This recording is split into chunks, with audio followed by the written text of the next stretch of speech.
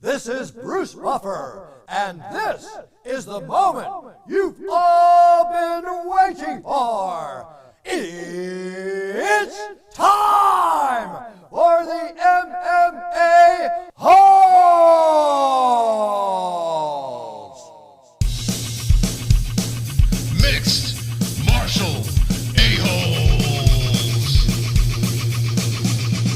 MMA-Holes, MMA-Holes, MMA-Holes, MMA-Holes, MMA-Holes. You like to be a mixed martial a-hole. MMA-Holes, MMA-Holes, MMA-Holes, MMA-Holes, MMA-Holes. No way. From the Aunt and Uncle Studios of Arizona, UFC Vegas 27, Garbrandt versus Font recap. MMA news with the MMA Holes.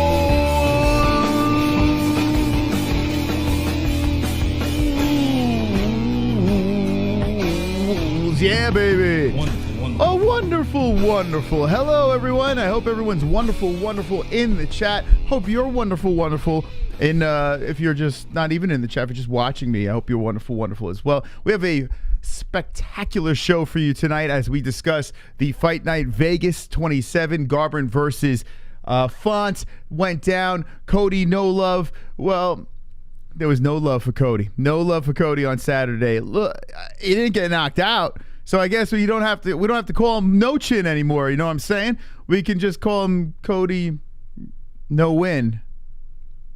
Wonderful, wonderful. Cody Garbrandt. Well, we're going to talk about that. Carla Esparza with a spectacular performance as she makes a statement Saturday night. You have a McGregor versus Poirier poster, a little tweaked up by us over here. People complaining about this thing. But yes, McGregor versus Poirier 3 will be happening on July 10th.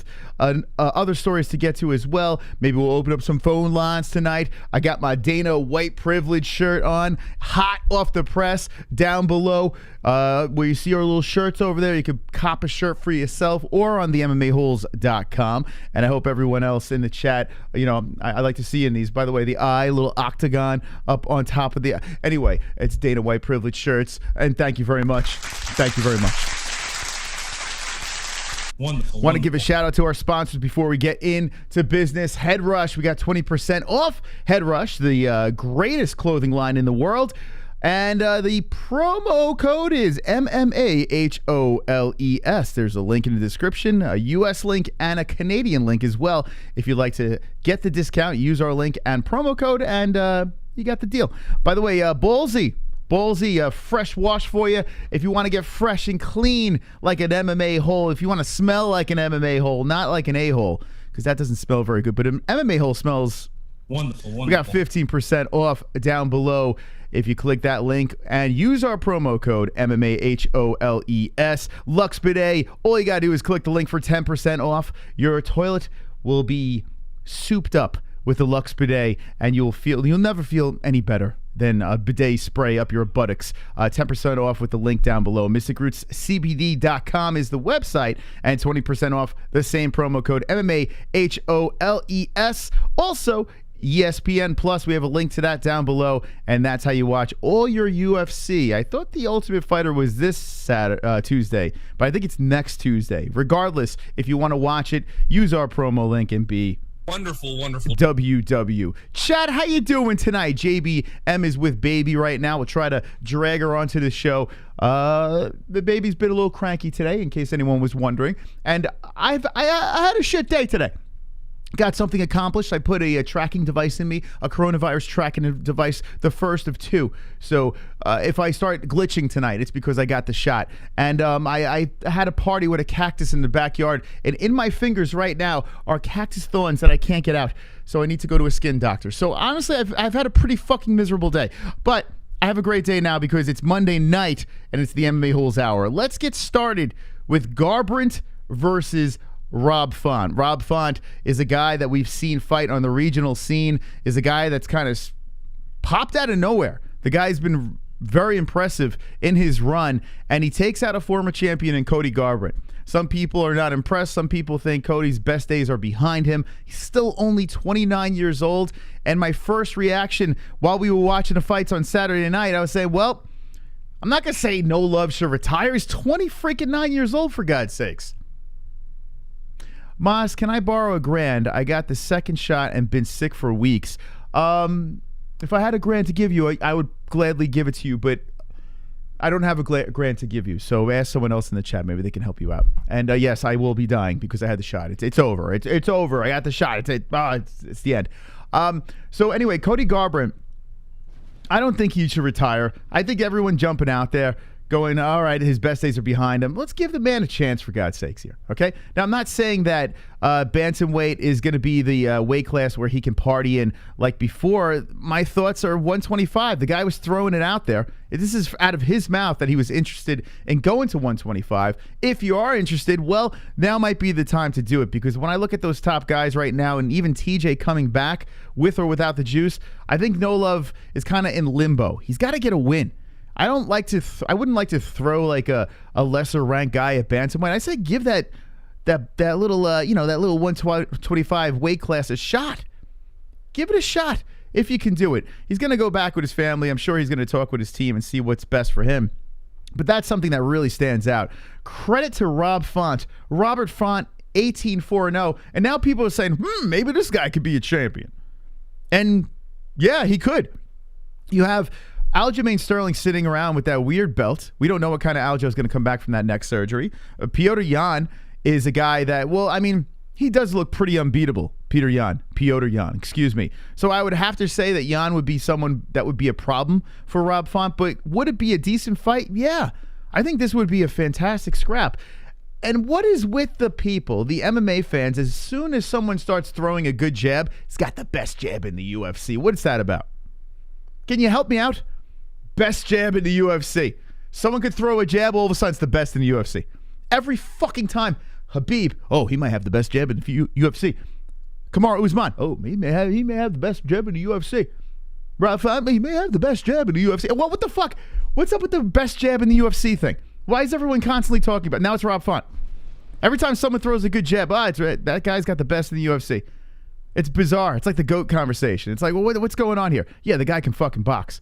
This guy can throw hands, no doubt about it. He's on a 4-fight win streak, beats Garbrandt, destroys Moraes, who has no chin, right? Everyone, get knocked out a couple times, the chin's gone. Ricky Simone beat him, very tough dude. You have Sergio Pettis, now is a champ in Bellator. Okay, his last loss was to Sun Xiao. Throw MMA math right out the window here, because, hey, Garbrandt knocks out a Sun Xiao. Well, that means he should beat Font, right? Well, no, that doesn't work in this case here. So last loss to a pretty good guy. Sun Xiao's a fucking stud. So now on a 4-fight win streak, do you throw him right into the title contention? Like, do you throw him right in there, or do you say, hey, wait, hold on a second, let's give this guy another fight? What do we do with Rob Font? And congratulations to the New England cartel. You got yourself a pretty good team over there. Some very good fighters coming out of New England. So congrats.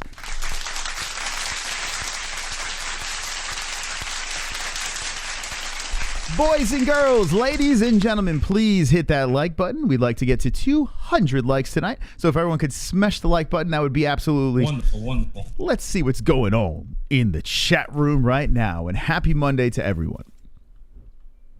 Ricky Simone is a talented fighter, but he's just not, I lost you, just not off to a good start. I thought he'd be a title contention by now. Ricky Simone's tough. He really is. He had one pretty bad setback that was a little weird. But, yeah, he's a tough dude. Rob Font could fight a winner of TJ versus Sandhagen. I like it. I like it, Austin. I'm down with that. While we wait for Jan versus Sterling, too. I hate it when guy wins, like, one fight and they go, title shot. Yeah, that's another thing. A guy, well, it's not one fight. I mean, he is on a 4-fight win streak, And the Moraes fight, people were starting to think, hey, maybe this guy's a contender, with that quick knockout. And now you look at Garbrandt. So it's kind of like that 1-2 punch is what people are thinking. So, yeah, I'm with you. But now he's got the best jab in the UFC. Moss, if you don't have $1,000, how about 500? I don't have that. I don't. Honestly, I have a little baby inside sucking on a nipple. And, Yeah, I'm a fucking YouTuber, for God's sakes. I don't be just walking around with $500 in my pocket. I could give you 25 cents. Don't pussy hit like button.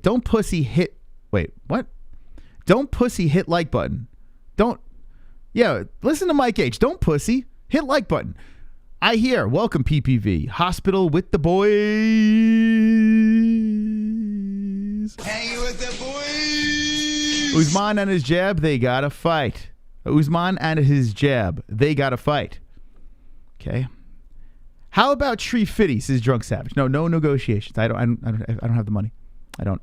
Okay, that's interesting. By the way, shout out to Seppo Nolan, who has been a member for 2 months in a row.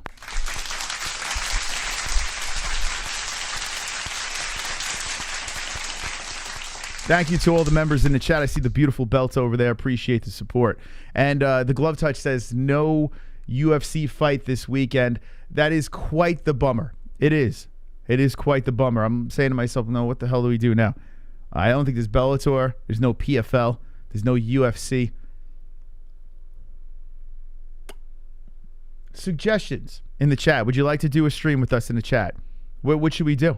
What should we do on Saturday? I mean, the UFC has been spoiling us. Every weekend we've had an event. And this Saturday, niente. Leafs in 6 games, fools, says 2 joints. This is an MMA channel, 2 joints. Maybe on the second channel we could talk about that. Penguins in overtime. Well, I'm actually kind of interested in that. Penguins versus the Isles. Keep me posted on that. So anyway, Rob Font and No Love. Now, I want to know in the chat, what do you think is next for Rob Font? And then we'll go into the Cody No Love situation. Now, I saw some people say Sandhagen versus Dillashaw. I do like that. I think that would be perfect.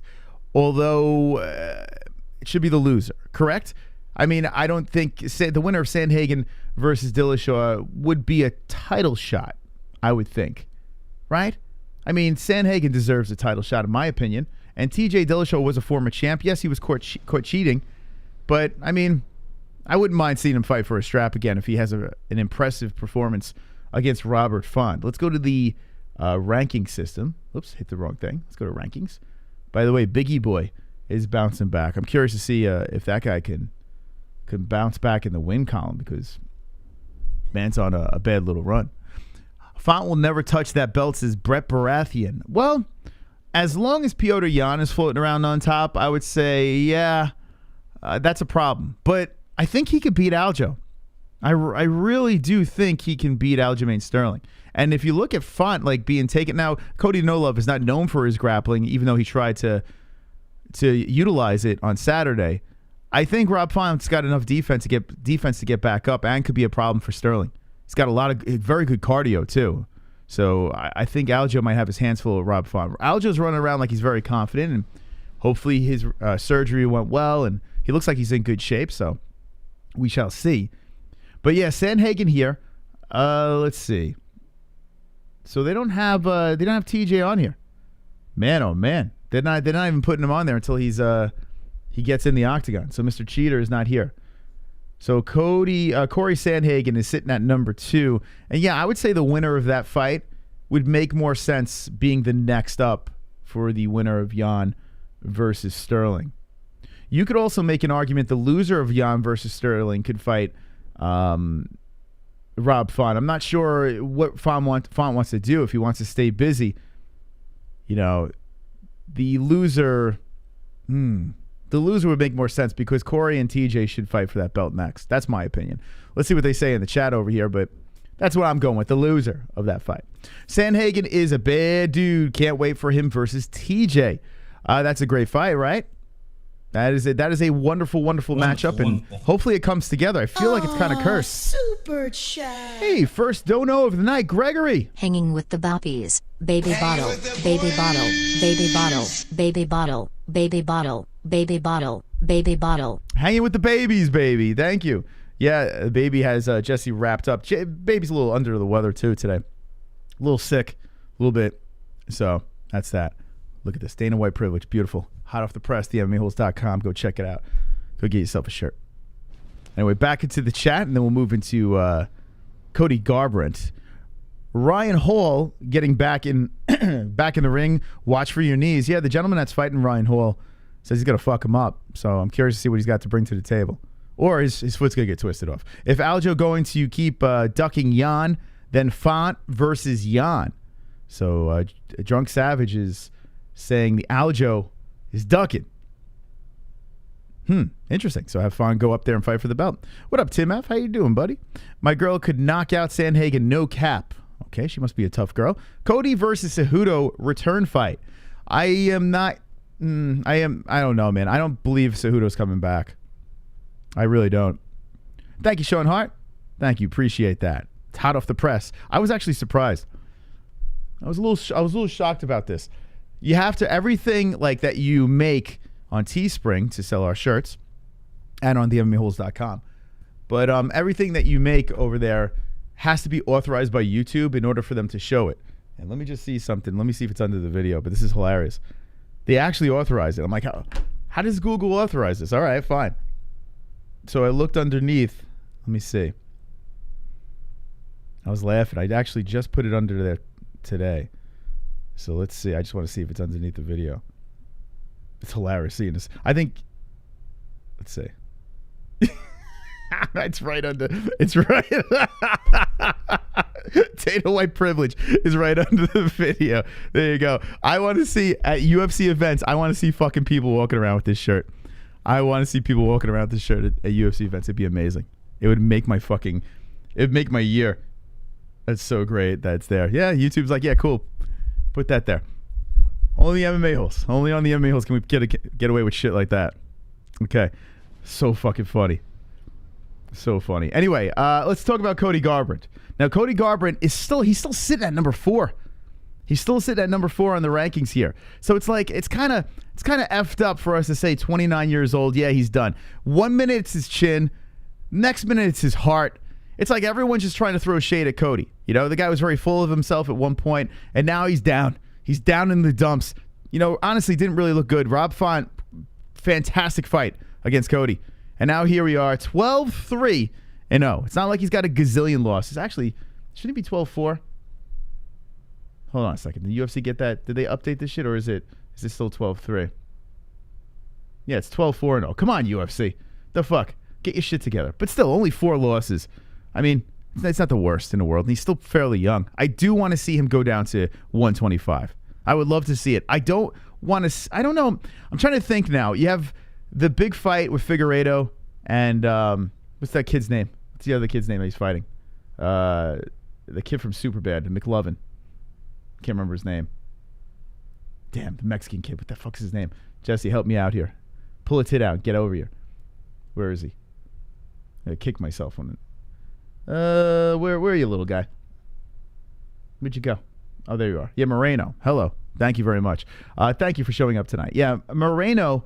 I tell you what, man. You throw Cody down there. If he could, he doesn't look that huge at 135. So if he says he can make 125, why the fuck not, man?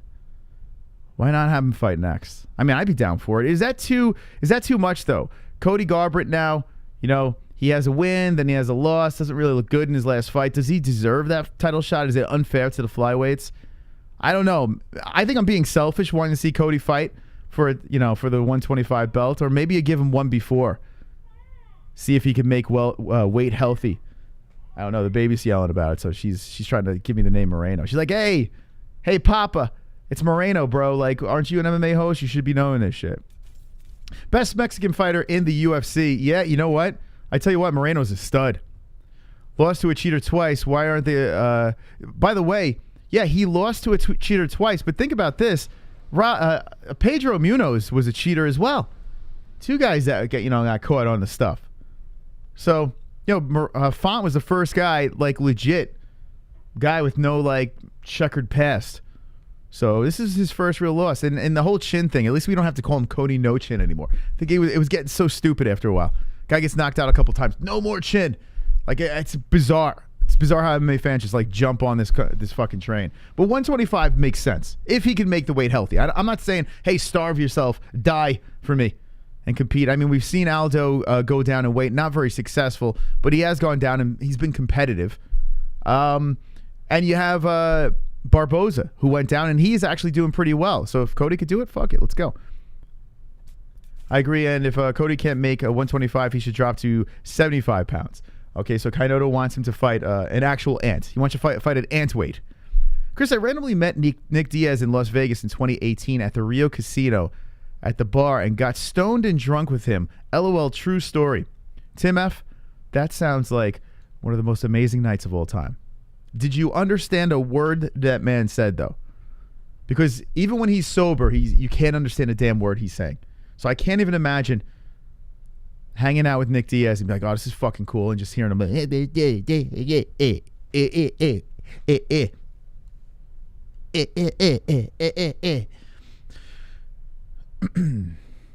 I hope you got a picture.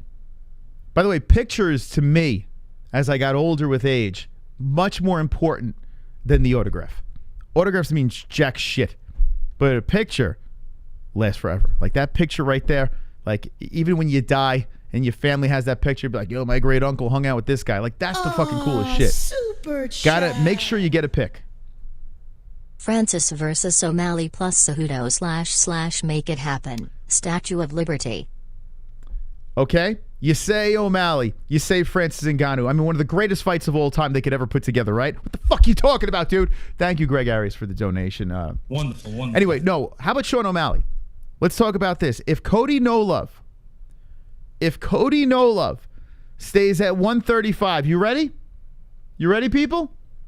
If he can't make the 125 weight, I don't think he should drop too far in the rankings, but there is one guy that we can throw at Cody No Love, and it is Sean O'Malley. That is a guy that would be a hell of a lot of fun. And if Cody beats Sean O'Malley, he stops. Well, I mean, he's not really a hype train. He already lost, right? But he lost in a weird way that one time versus Vera. How about that? If Cody doesn't want to do 125, how about you just make that fight happen? They were already mouthing off at each other on social media. Why not do that? We're trying to figure it out here tonight on the MMA-Holes. Where should Cody No Love go? Cody beats Cody all day. He's going to fight himself? Is O'Malley even ranked? No, he's not. He's not ranked, but let me double check. He is not ranked. Nope. Marlon Vera's at 15. That's actually, he is, right? Because Vera's 15 and Sean beat Vera. So, yeah, he should be number 15. He should be number 15. How about that fight, guys? Cody move up? No, he's not going to move up and wait. That's not going to work. We all know that's not going to work. Sugar versus Cody, I like it. Let's do it. Why not, right? Why not? Now, if he gets his ass whooped by Sugar Sean O'Malley, then we have a problem. You know, it's kind of a risk because, like Drunk said, he's not ranked, so it is a little bit of a risk, right? Interesting. Sugar Sean going to fight himself from now on. He'll be undefeated forever. Cody TJ rematch just for fun. You know, TJ Dillashaw has kind of, well, not a gift because he's fighting a really tough guy, but the fact that TJ's coming back off of a suspension where he's completely cheating and fighting a number 2 guy. I mean, the next best thing is fighting for a belt, right? Bouncing back and fighting for a belt. So TJ has a big opportunity here. He takes out Corey Sandhagen. Everyone forgets about the steroids. So he has to make the most of this situation. I have no idea what TJ Dillashaw is going to come back. I have a feeling that this guy is in fantastic shape. The dude seems like he's very serious about his training. But off the sauce, I don't know. It's a fascinating fight. So let's see what TJ does. But to fight Cody Garbrandt, well, especially not now, it doesn't do anything for me. Lucky Nerve Kick, bro. Undefeated, undisputed. Sinosi with the thumbs up, says D-Rest. And I hate sugar, says West Coast. I was following a Garbrandt loses all day. So you're saying Garbrandt loses to the Sugar Show. All right. This is interesting. Well, here's the thing. Cody Garbrandt, okay, his chin can hold up. It's not like he has no chin. So it can hold up. Now, Sugar Sean he has bombs in his hands. He's very quick. He's long. He could be problematic for Cody Garbrandt. But we really haven't seen Sean's chin really tested, right? Who would win this fight? If it was going to happen, if Dana White privilege called up the MMA-Holes and said, yo, guys, I got the scoop. It's going to go down. It's going to go down. And we know here, we got the scoop here first. I want your predictions in the chat. I want to know who you got. You got Cody. You got Sugar. Let me know. Cody should retire. No, he's 29 years old. Why you want to kick the man out? He's fucking 29. Cody smashes Sean. So Brett says Cody smashes. He can't reach him. I got balls in my hands. Oh, wait. I said bombs. Okay. O'Malley will piece him up from a distance. He's too long. All right. You got it. Yeah, I mean, the head movement of Cody Garbrandt was there at some points on Saturday, and then most of the time it wasn't. He got hit a lot. I like Sean a lot, but yeah, I would like to see his chin get tested too. I mean, let's be honest here. I mean, Cody cracked on Font, and Font held up like stone, but we don't really know Sean O'Malley. We've never seen him really get popped, and I still think Cody's got something in the hands. Now, maybe COVID, someone was saying on Saturday night, a couple of people were saying, and hold on a second. Wonderful, Mr. wonderful. Sonosi coming in.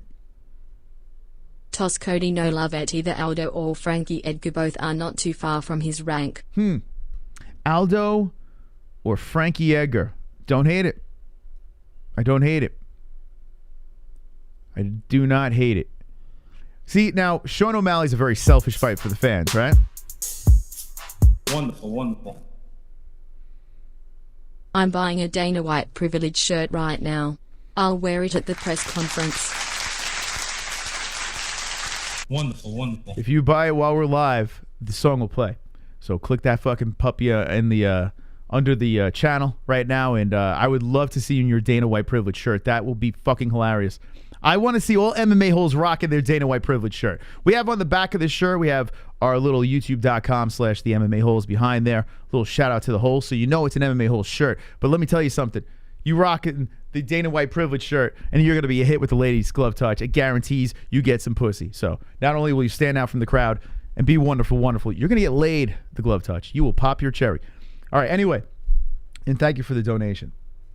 We're being I feel this. I'm being very selfish as a fan, wanting him to fight a guy like Sean O'Malley, right? But I would love to see it. A guy like Frankie Edgar or Jose Aldo kind of makes more sense, right? Because you're not really dropping too far over there. You're still ranked. So it kind of makes sense. I say this should be the order of Cody Garbrandt's decision, okay? I say give it a shot at 125. If you can make the weight, give it a shot. Because these are words that came out of his mouth. He was looking to do this already, okay? Give it a shot at 125. If it doesn't work out, then you got to fight a guy like Frankie Edgar, like a Jose Aldo, who is right underneath him. Makes total sense. But Cody Garbrandt, if you're for the people, any score in that Penguins game? Because I want to know who won, Penguins or Islanders. If you're for the people, Cody Garbrandt, you fight Sean O'Malley, because that's the people's fight right there. Cody Garbrandt, Sean O'Malley, that's the one. It's not even a question. That's the one for the fans. That's the ones the fans want to see. But it's a very risky fight. And if I was your manager, I would say stay far away from that thing. Very, very risky fight. Do you remember Frankie's last fight? I do. Didn't work out too well. Pale Bro, my Leafs won, and Winnipeg's all over Edmonton tonight. I agree. I love it. Edgar versus Cruz. Yeah, that's a fight a lot of people have been talking about for a while. Islanders just scored. Oh, Chrome. Must not be happy. To join some Block Beast is Super Skunk. Who's Super Skunk? Make the fight. Dana, retire. Penguins equal HIV. No, they don't. They equal birds. Actually, I don't even know if they're technically a bird or penguin. I don't know. Isn't there a debate about that? I don't know. Anyway, will Mike Perry get cut if he loses again? Man, oh man. I think Mike Perry has 20 lives. He don't have 9 like a cat. Mike Perry will just keep coming back. I feel that Dana White likes him in a weird way. The fans like him because he's a nut job. So I think it's going to take a lot. Maybe his contract runs out and they test the waters a little bit. I don't know how many fights he's got left. I don't think he gets cut, though. I live in a world ruled by Ruled by carrots. Okay. They were meant to fight. Yes, they are a bird, says Brewster. They don't fly. Birds fly. Right? So I don't know. They're like fish. They swim. Are penguins a bird? I don't know. Let's ask old Google. What did you learn on the MMA Holes tonight? Well, I learned if a penguin was a fucking bird. Are penguins considered a bird?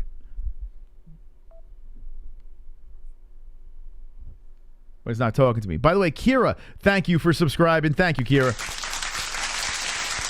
Thank you. Are penguins considered a bird? Greater than penguins, less than B, greater than in polar bears, The Ohio State University. Penguins are fish, mammals, or amphibians because they live in water, on land, or both. Penguins are birds, even though they spend time on land and in water. Their motion in the water more closely resembles flying than the swimming motion used by other animals. There's a debate. There's a debate, friends. Some people say they are fish, mammals, or amphibians because they live in water on land, and penguins are birds. So, choose for yourself. I have no fucking idea. I have no idea. All I know is there's a hockey team named after it, so no clue. Nor do I care. But they're adorable penguins, and they wear tuxedos. So I mean, you gotta love them for that, right? They're fish birds. Yeah, maybe, are they fish birds? Are they a fish bird? Are they considered a fish bird? Do they have gills? Okay, anyway, let's move let's move around this card a little bit. So we discussed Font and Cody Garbrandt. The people want Cody Garbrandt versus Sean O'Malley, right? That's what the people want. Cody Garbrandt's not going to take a fight like that, right? That's not going to happen. But regardless, we threw it out there what we want. We spoke about what we want for Rob Font in a fantastic performance against Cody No Love on Saturday night. So we got that out of the way. Let's move over to the old Cookie Monster over here. The little girl that could here, Carla Esparza, takes out another chick. Just keeps it pumping, keeps the train rolling, uses that forehead in full effect, and just destroys Zhao Nanyan. A girl who is surging to be the face of China, to be the face of the UFC strawweight division. This girl was coming in there. Everyone was saying that this girl was something special. And Carla Esparza said, shut the fuck up. Not on my watch. I was a champion. I was an Ultimate Fighter winner. And here I am, once again, on a 5-fight win streak with another win over here. Her last loss to Tatiana Suarez, which is, listen, Tatiana Suarez could definitely be a champ. That girl is tough as nails. Claudia Gadelha has fought for a belt before, and that fight was extra close. In fact, I think Carla won that fight. I think they got that one wrong. Not really many blemishes on this girl's career. You got Ioana Jacek, that was a champion. Now, Ronda Marcos, the female Dominic Cruz, let's give her a pass on that one. That might be one where you're like, okay, let me scratch my head. It was a split decision. I'll give her a pass. But look at these wins. Won some pretty good girls, pretty decent girls over here. And how about Rose Namajunas? The current champ got her with the rear naked choke at the Ultimate Fighter 20 finale. And MMA Talking Podcast, welcome to the show, guys. Welcome. Whoa. Easy, Edmund. Wonderful. Thank you for joining in. MMA Talking Podcast. They know how to subscribe to a good channel. Thank you. Make sure you smash the like button. 80 likes, completely unacceptable. We got Dana White privilege, for God's sakes. So make sure you hit the like button. Carla Esparza could slip in there and snatch that belt back. The girl can do it. How old is Carla? Carla is 33 years of age and looks better than ever. I'm telling you right now, Carla Esparza is a player. And I'm going to say this as I look at the rankings. Excuse me.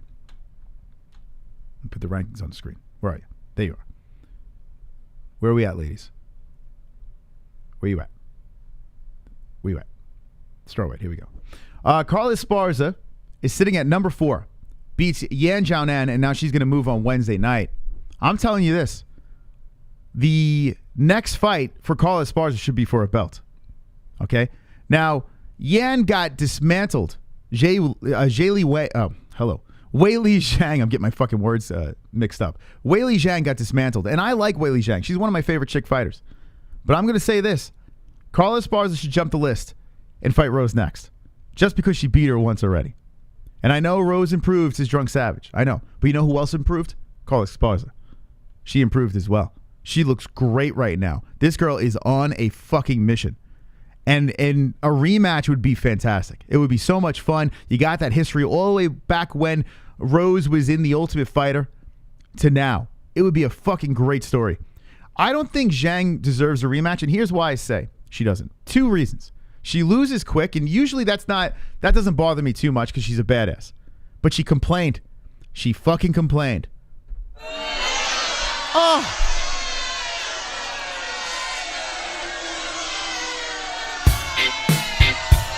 Oh! Stop it!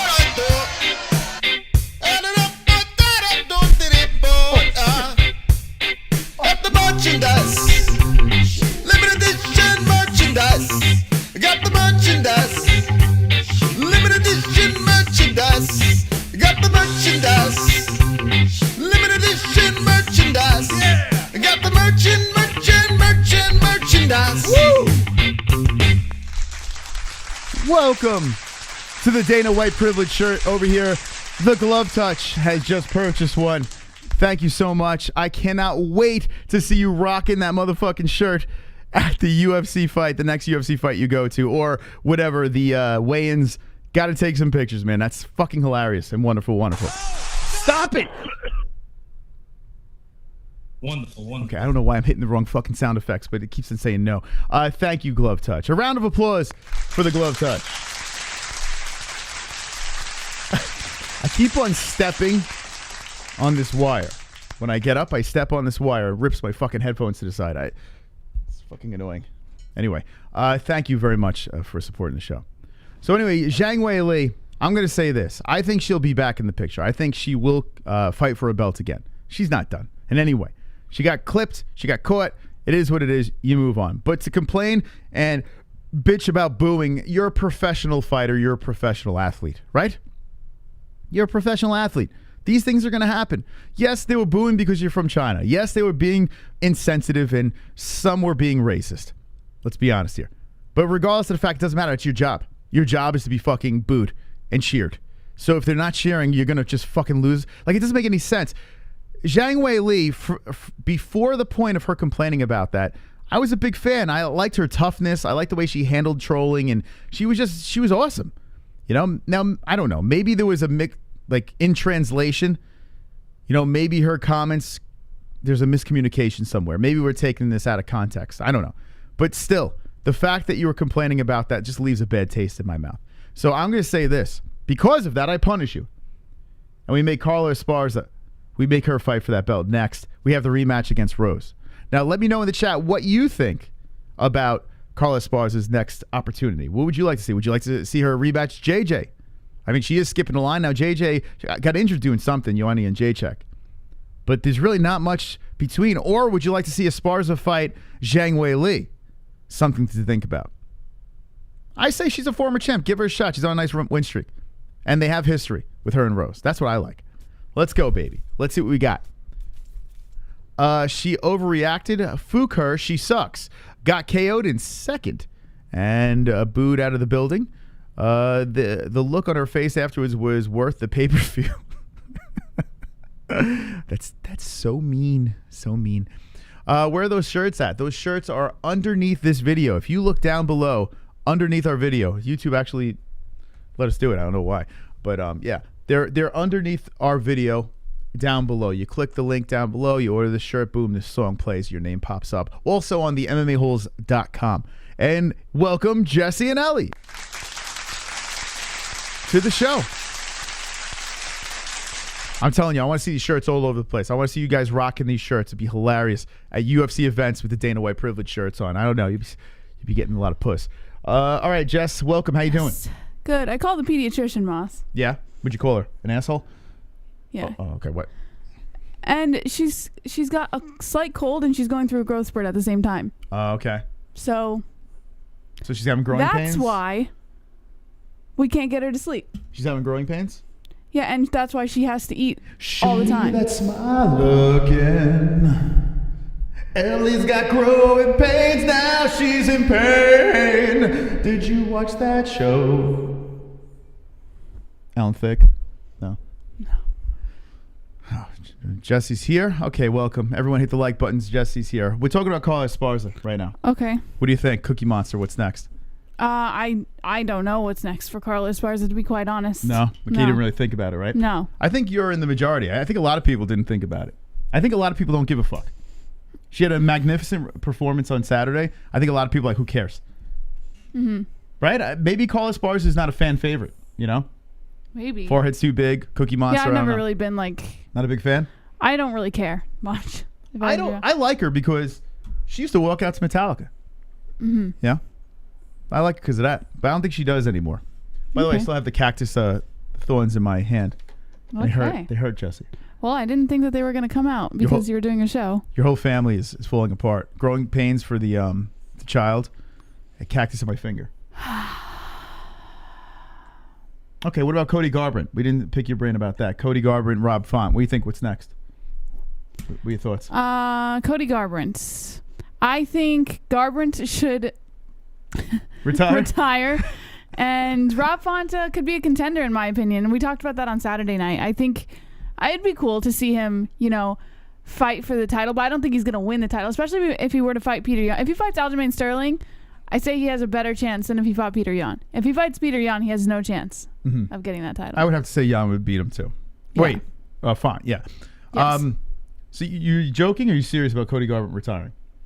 I never really liked the guy. So you retire because you don't like him. I'm biased. Like I could take it or leave it, to be quite honest. So if you don't like a fighter, retire. Listen, Cody Garbrandt at the post-fight press conference said that he's just trying to give the fans the best that he's got, and I respect that. And I did feel bad for Garbrandt after the fight because he just seemed really fucked up, like really bummed out in the post-fight press conference, and that's fucked up. Like, especially when someone puts in that much work and effort to do good at something, and they come back looking like trash. So that's it. Hang it up. So in my personal bias opinion, I could take him or leave him, but I get where he is kind of right now. So give him a can, maybe give him a little bit of a layup, and then we'll see where he goes from there. If he doesn't do well against a layup, then maybe we should reconsider the career. Since you're coming in a little bit late, we discussed a couple of things. Okay. Sonosi threw in Aldo and Frankie Edgar,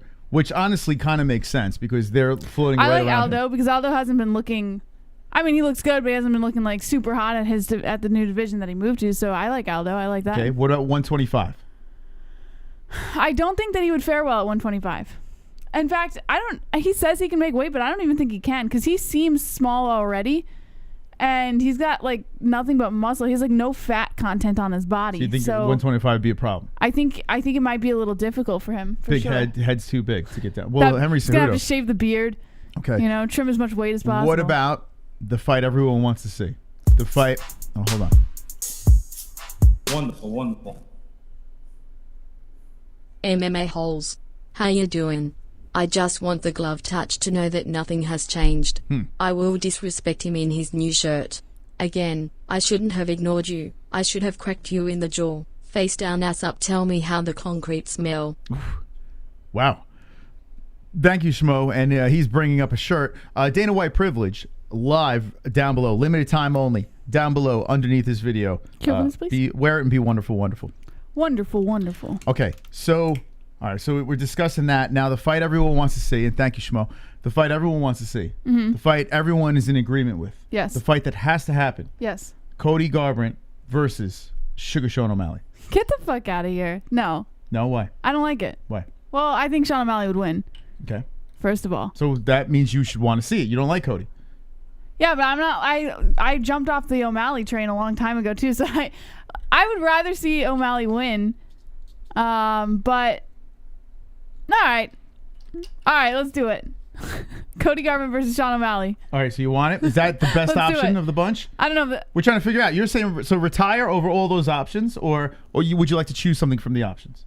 What you have to pick. What are one. the other options? Okay, 125. Cody, no, yeah, you're that's watching, not happening. right? Nick's 125. Okay, she's getting 125 back. So Cody, you can eat. Yeah. So now we got Aldo or Frankie O'Malley. Edgar. Oh, Frankie Edgar. Yes. Two veterans of the game. Aldo, I have two champions. I mean, actually, all of them are champions. I say give him Aldo because at least he has a little bit of a chance of moving his way up. Since Aldo, you could argue. So you're going with that? I would say give him Aldo. So you're saying Cody Garbrandt take the Jose Aldo fight? Yeah. No Sean O'Malley. Sean O'Malley is a good option, I Okay. suppose. I don't like the Frankie Edgar idea What because about- Edgar would just destroy him. I There's think. another one thrown in the mix. I like this one too. Drunk Savage says, ready for this? Dominic Cruz, the rematch. Redemption for Dominic Cruz. Yes. I don't like Dominic Cruz, but it's a good matchup. For Makes sure. sense. This is So- a fight that they should have done before. And now might be even better than ever. Dominic Cruz is sitting at Okay. number 9. So, Dominic Cruz or Jose Aldo are the two better options of all the options that you just threw out there. So Sean O'Malley's out. Yeah, I don't like it. Okay. You know what? I think O'Malley is going to be fighting. Like, I think that he's going to be moving his way up again. To be honest, I don't What think about it's Cody over for him. Garbrandt versus Merab Dvalishvili? Where did you get that one? What? You don't want that? Where is he on the He wa- rankings? He's number no, 10? I'm joking. No, Dominic Cruz probably makes the most sense. Actually, now that Drunk throws it out there, I didn't go that far down the rankings, but Dominic Cruz does make sense. Now, I don't know. I guess Cruz is coming back, and you have to think Dominic Cruz would love to have that redemption fight. Cruz is not going to fight for a belt. Mm-hmm. You know, that's it. I think we're done with Cruz. Cruz has been there, done that. I think he just wants to fight, and a redemption fight would be great. That would be great. So I'm down with that. What if you got rid of the Dana White, Dana on the shirt, and walked around with the T-shirt cutting lines, etc.? I don't know what cutting lines. Dana White privilege. It's live on the MMA-Holes.com. All right. Oh, I get it. If you got rid of the Dana on the shirt and it just said white privilege, and you walked around cutting lines at events and stuff. Oh, cutting lines. And Like it said I thought you white meant privilege like on your cutting shirt. lines. Like if you get So- rid of Dana Yeah. and it just says white privilege on your Well, shirt. you could just walk around like this. you could just buy the shirt and just go like this, or just get a bunch of electrical tape, or no, get a black duct tape and put it over the Dana part, right? So black duct tape over. I keep on stepping on this wire. Black duct tape and right over the Dana part, white Dana part. and then just go cut in Yeah, front white of privilege, right? Yeah. I just be like, you stupid motherfucker, you racist. That's not a bad idea, you know. It's not a bad. I should have added the adjustment on here. Maybe I'll do that. Maybe I'll talk to Teespring and tell them, can you put something over here where it's like Velcro, we could pull it on and off, you know, just in case. Yeah. We have some white privileged people. All right. Anyway, let's look at the rest of the fights on this card, and we will go to the save. Okay. So let's see what else we got here. You know, I had every intention of coming in here at 10 minutes into the show. Didn't work out that way.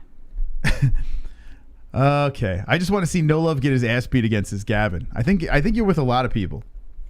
I think there's a lot of he's No got a Love way haters. about him that's not likable. It's not that people hate him, but there's just something not likable, especially his personality. Just seems. I said it on Saturday. He seems really pompous. You know, like. Well, he is. Yeah, he's always been like that. And that fight against Dominic Cruz, I mean, that was the utmost showboating, pompous fight we've ever seen. So Cody Garbrandt, you know, a rematch would be interesting. Although now Dad Garbrandt's way different, you know. Okay, so we spoke about that. So Jared Vanderaa got a nice win over Taffa. It was a good fight. The second and third round really heated up. I don't care about these guys, but yeah. Dumont, how about this broad? Mm-hmm. Where the fuck did she come from? You know what sucks? I didn't get to see this fight. Remember, I had to walk out. Yeah, where did this girl come from? She fucking takes out Felicia Spencer, which I thought Lunch Lady would have got the job done easily. And now she's there. She's 6-1. Let's look at the rankings. There's no one on these rankings, right? Let's see. Right? There's no 145. It just the feather. There's no rankings. So like, why even? I mean, why do they even have? Why do they even bother? Nunes like pop up for featherweight. Why do we even have this weight class anymore? Are they just keeping it around in case Kayla Harrison decides to make the weight and fight there? Dana White's not completely against Kayla Harrison now. He's kind of flipping the script. Yeah, well, she's an Ali gal, and Ali would totally. I mean, well, you know why? I think because Scott Coker was talking about taking her in, and I think Dana White wants to capitalize on her before Bellator does. Let me say this: I'd rather Cyborg Harrison than Nunes Harrison right now. Really? Yeah. But Cyborg, you saw like you said she was playing with her food in the last fight against Leslie, but. You saw that she was a little different. It wasn't the same Cyborg that we were used to seeing. No, I think Chris Cyborg, she's more tactical now. She doesn't rely completely on her power. she's trying to outbox girls or she's trying to just break down girls. And then when she feels it's time to get the job done, she'll get the job done, like in the third round, in the last fight.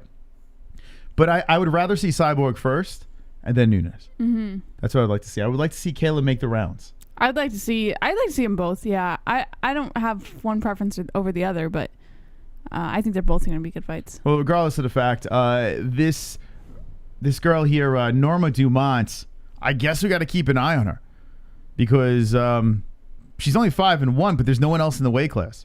So I don't even know why she fought. Like I don't know what the hell's going on. But anyway, she beats Felicia Spencer. Spencer looked kind of like hot trash in that fight. Ricardo Ramos beats Bill Algeo in the unanimous decision. How about Jack Hermanson getting the job done over Edmund Shabazian?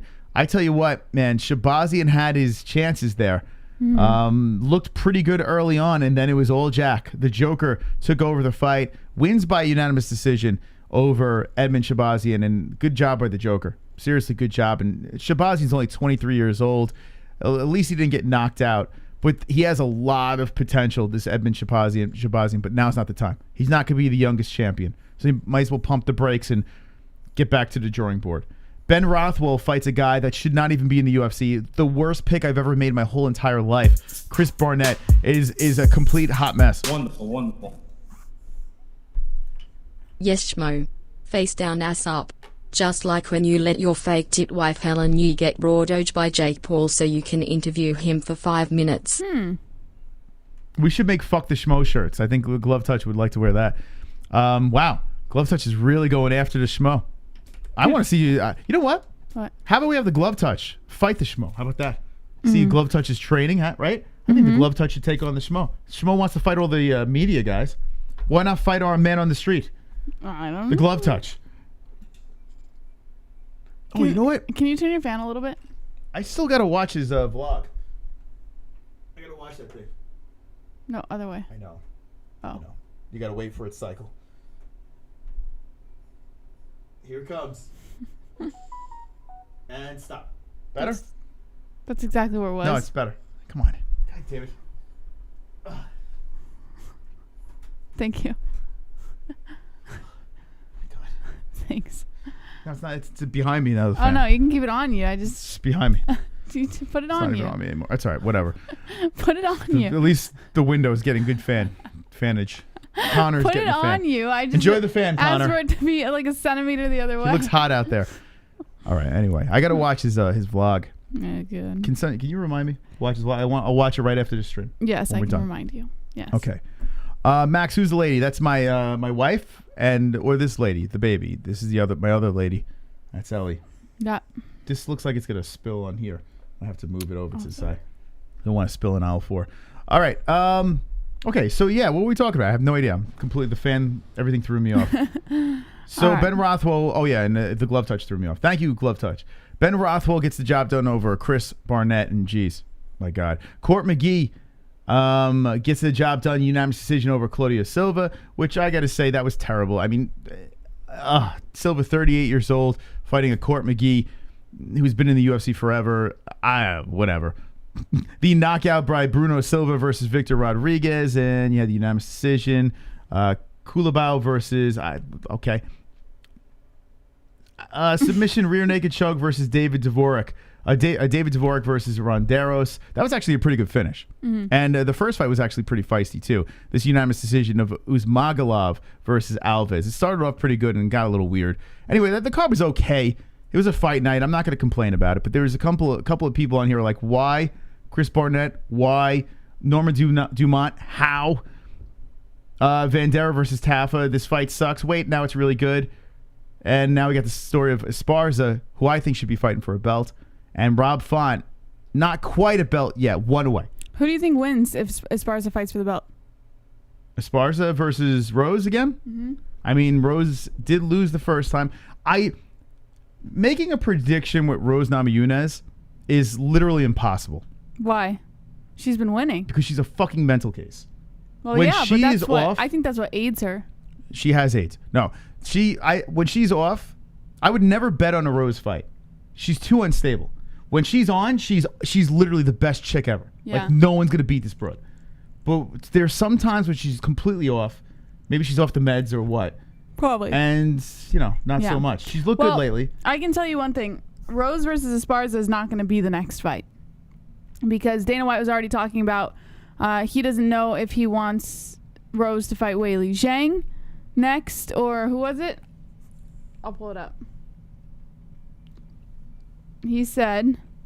Shipping and handling is not $12.50. That's maybe if you're doing rush shipping. It is. He said he It didn't... should be like $3. He said he didn't know if he was going to be choosing Carlos Esparza or Weili Zhang, but I have a feeling it's going to be Weili Zhang, especially after how the last one ended. Mm-hmm. I think he's going to throw in that. He's gonna do. You know why he's gonna do Weili Zhang? China. Well, That's why. I mean, she did get pretty. She got a lot of boos at the last fight. Yeah, but a China champ is great. It's great for the UFC. Yeah. Yeah, so they would do that. It's just for business. They're gonna run that fight back. Well, I think that even if it wasn't like China involved or anything like that, the way that it ended and how fast it ended and the way Weili Zhang, handled it and everything, I have a feeling that they would run that back before they would throw Esparza at Rose. Wait, But because of either how way- she handled it? She handled it like shit. No, yeah, I'm saying like how it ended so fast and you didn't really get to see that level of competition from Zhang to Rose. I think the UFC would play that back before throwing Esparza at Rose. Okay. Yeah, I mean, they would probably get more eyeballs on a rematch for sure. Because Carlos Esparza is not the big money grab. So, yeah, you're right. Mm-hmm. They would probably go in China's direction first. China. And then go to... Yeah. You're wearing a Dana White privilege shirt and you just mocked Donald Trump. Tonight I have Dana White privilege. I can say whatever I want. China. The boss. Dana White won't come on a show, but I have his privilege right here. I have the privilege. Okay.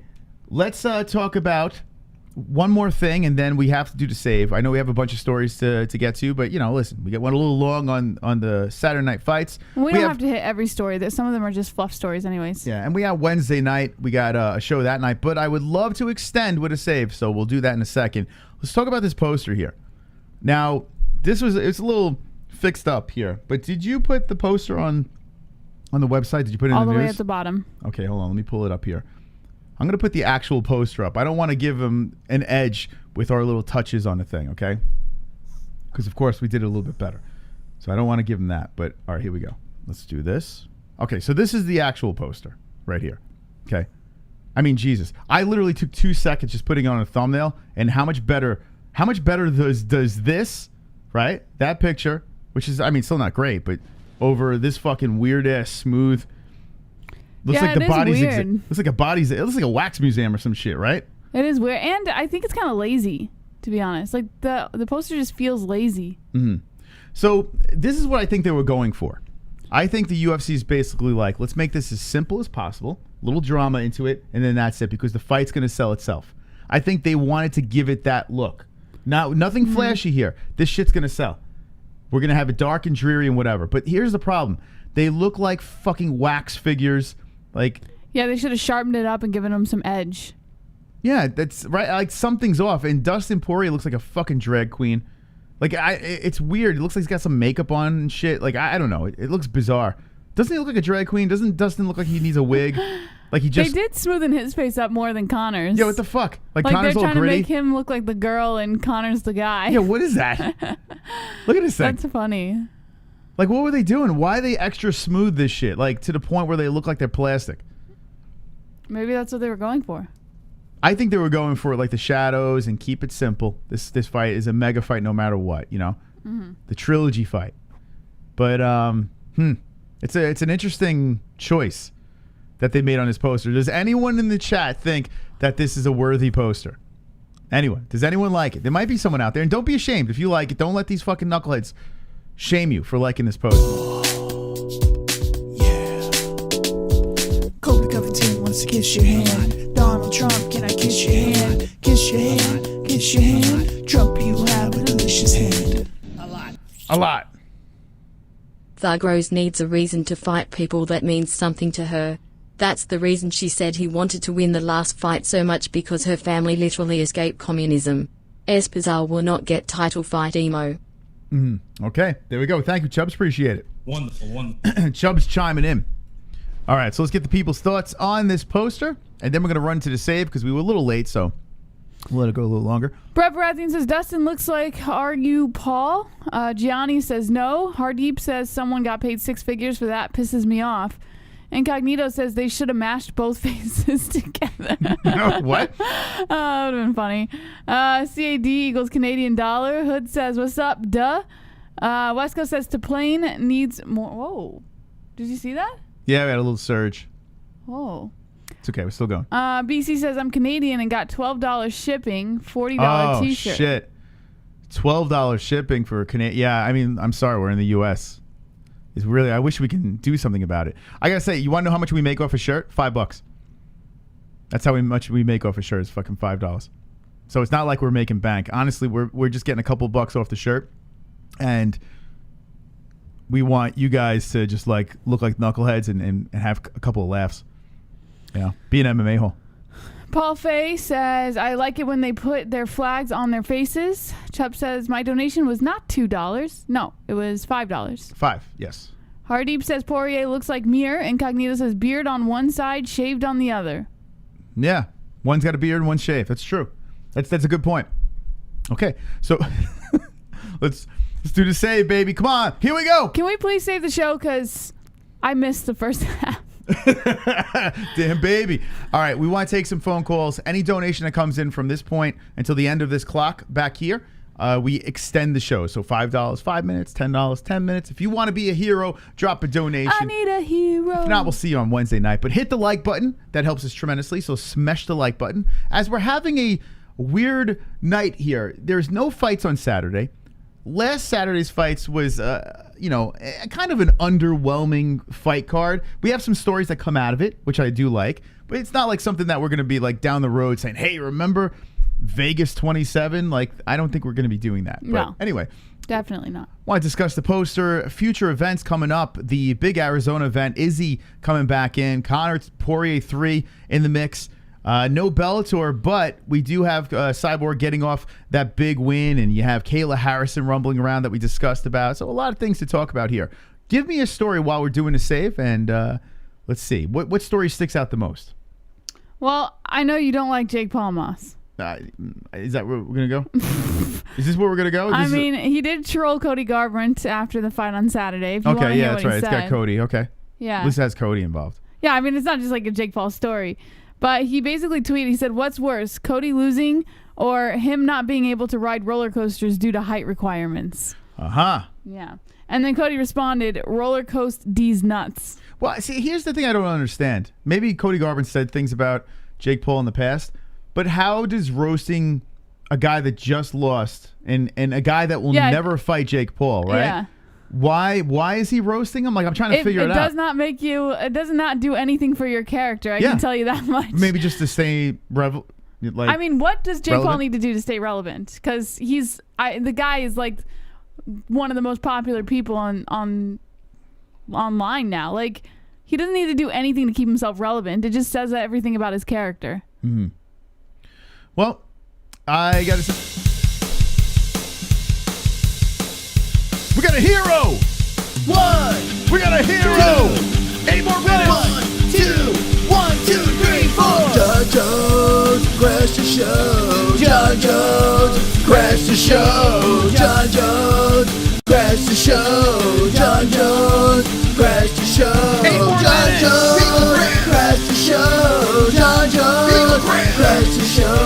John Jones, crash the show. John Jones, crash the show. That is 8 more minutes of show. Only 2 minutes left. So please drop a donut. Please. Save the show. 8 minutes. Okay. Adding 8 to the clock. Thank you to the Chew Motherfucker for the wonderful, wonderful donation. Appreciate your support. You are a stud. An absolute stud. All right. So Jake Paul.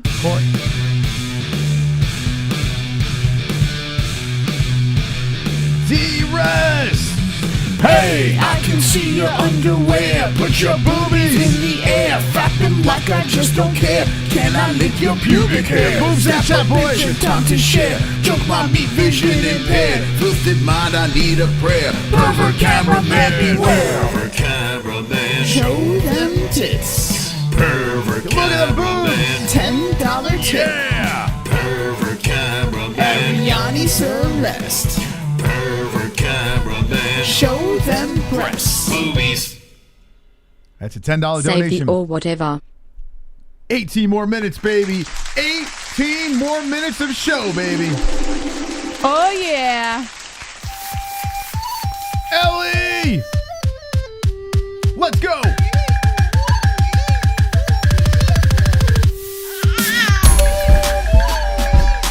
We got Kilo face.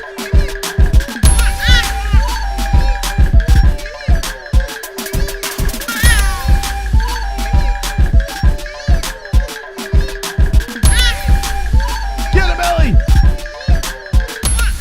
Woo! Thank you so much, Phil Starr. Party popper. Party popper. Celebratory hands in the air. Phil Starr with 16 more minutes. What is that, 34 minutes, Jess? Yes, sir. All right, 34 guaranteed more minutes. Thanks to the MMA-Holes. Thank you for your generosity. 11 seconds left. You know what I noticed lost in that donation is Ellie's hair is significantly shorter. Wonderful, wonderful. Yeah, It's much longer now. way younger than Jess. Ass. Ass. That's 2 more minutes to the clock. Thank you. We'll take that ass.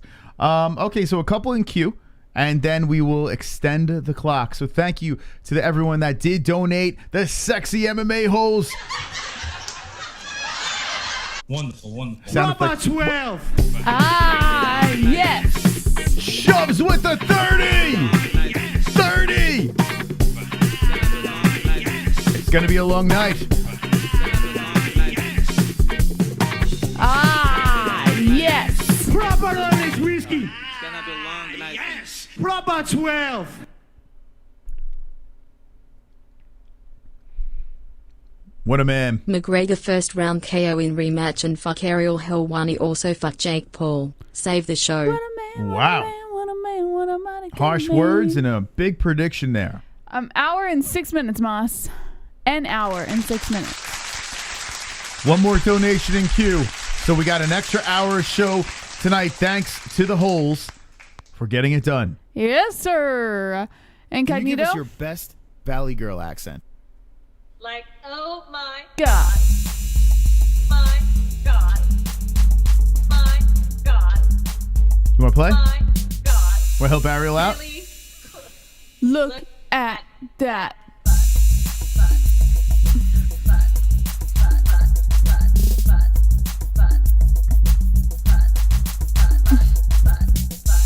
Oh my God.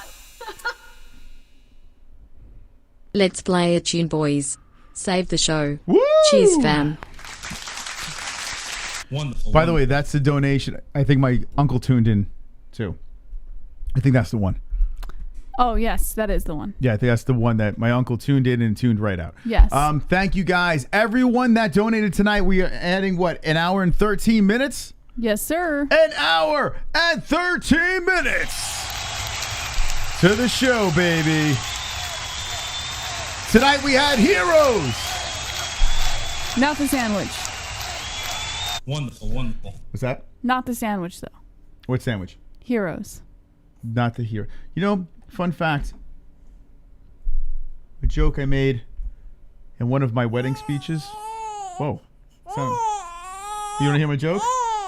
You're too loud, Mom. Then I won't tell my joke. Wow, that was weird. It came out of nowhere. She growing? She having growing pain? It sounded just like our sound effect, right? Poor Ellie. Poor Ellie's not doing good. So anyway, here's my joke, Jesse. I don't know if I've ever told you this.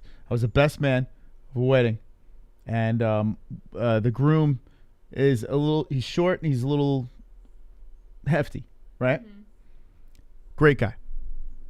I'm not going to say his name, but he's a great guy. Yes. And I made this joke, Jesse. Mm-hmm. I said, "You've always been a hero to me. A meatball hero."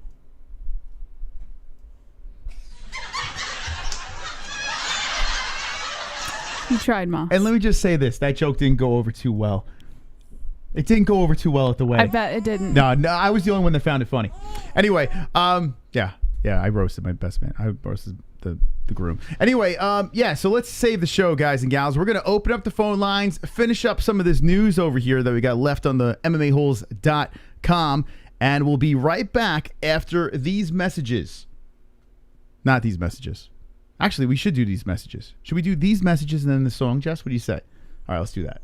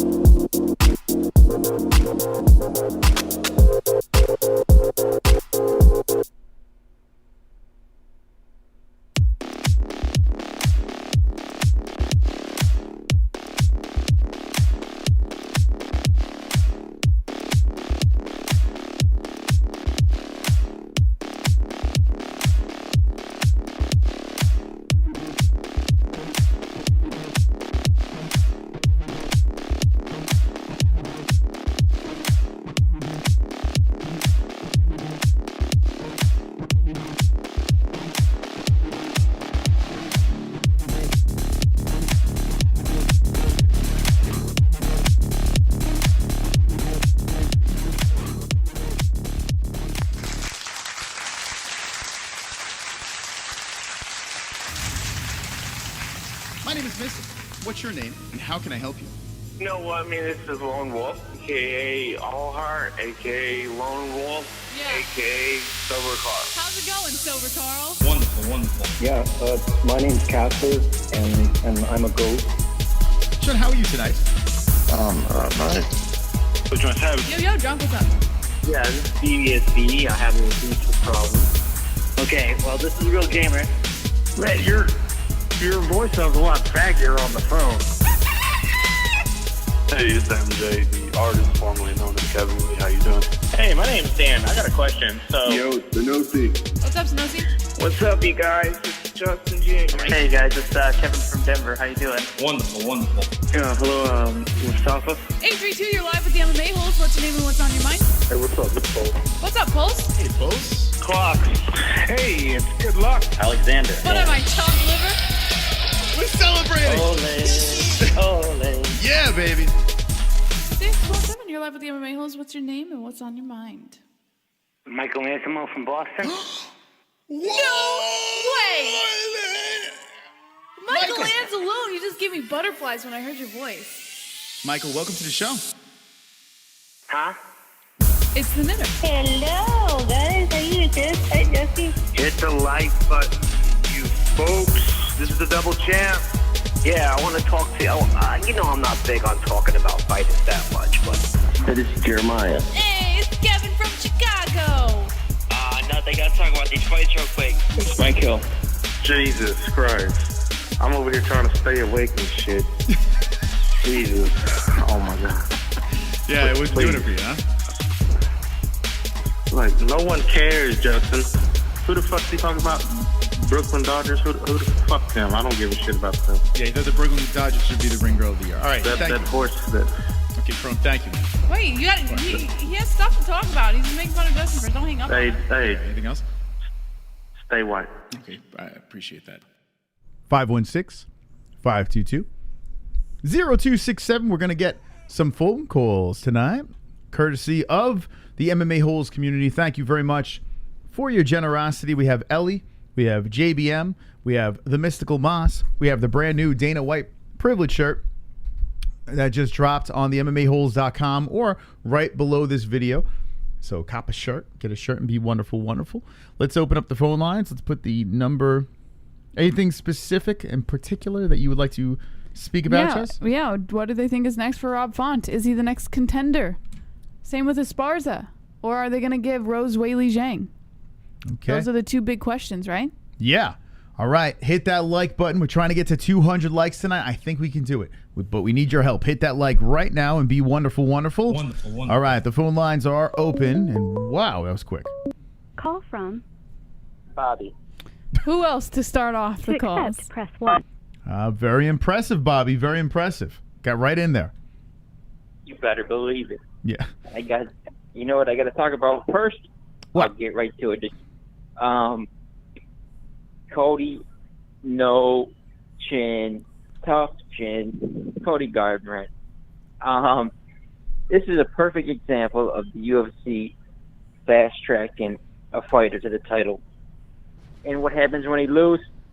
He folds. Look at all these other fighters, these long champs. Someone like Usman. He's been through the ringer. He's been through so many tough matchups. And now look at him. He's dominant, and it don't look like he's losing anytime soon. All these other fighters who they go through the ringer, they're proven, battle-tested. And then when they lose one, they can bounce back. Someone like Cody Garbrandt who's got fast-tracked. And now look at he's folding apart. He's done. This dude's done. Who's he going to go fight now? Ricky Simone or something? Rob Shelley? I mean, the dude's just done. His career is finished because the UFC fast-tracks him to a title, and he's got nowhere to go. He's going to lose to some lower-rate contender, and his career is kaput. He should have took it one day at a time. Instead, they fast-tracked him right after that Thomas Almeida fight. And all of a sudden he's fighting for the title. What about one good win? But what about Dominic Cruz? That was thrown out there. There was a bunch of fights that were interesting, but what about Dominic Cruz, the rematch? I mean, that's a gimmick. Yeah, that's a gimmick fight. That's going to be his thing now. He's going to do gimmick fights against washed up Dominic Cruz. It's I guess that's where he's headed. He's going to have to do gimmick fights. Maybe Sean O'Malley go get knocked out by Sean O'Malley. In a gimmick fight against an up-and-comer. You sound very high. Kind of gimmick each fighter. You sound very high on Cody Garbrandt. Big fan? No, he's done. He's done, so I'm telling you right now. But as far as that goes, yeah, that's Cody Garbrandt. And ARIEL HELWANI. Did you talk about him on Instagram yet? His Instagram post? No, I didn't even see it. What was it? He's got a long 18-minute rant on the Israel-Palestine conflict. Okay. And it just once again shows you the snake that ARIEL HELWANI is. What a rat that guy is, man. Holy cow. And people like this, he comes across as just like this sweet, innocent, kind of like, I'm not going to get in the middle kind of guy. That's his little character, but he's such a rat. He's liking pictures of the IDF. He's a hardcore Zionist. And it just once again proves what a rat ARIEL HELWANI is. He doesn't have Dana White privilege, right? No, he's a Jew. But I'll tell you what, it's funny because he's like this. He was big time anti-Trump. He was big time. He's like a big time liberal. But when it comes to Israel, all of a sudden he's a big time right winger.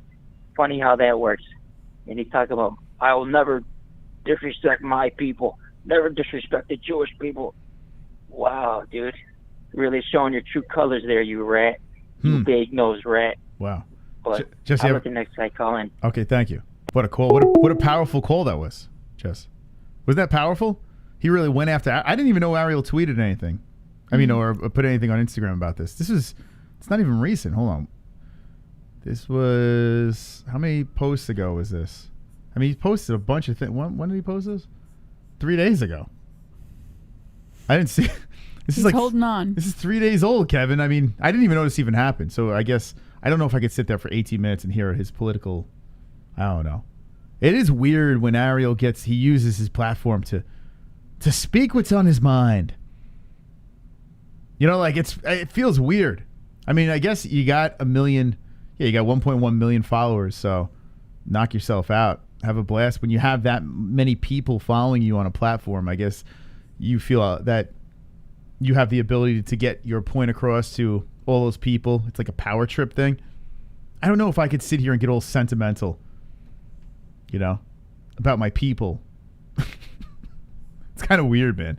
Anyway, I don't know. All right, so it seems like Kevin's not a big fan of Cody Garbrandt and ARIEL HELWANI. They don't work for him. Wonderful. We got a dono coming in. How you doing? WTF. I ignored the glove touch.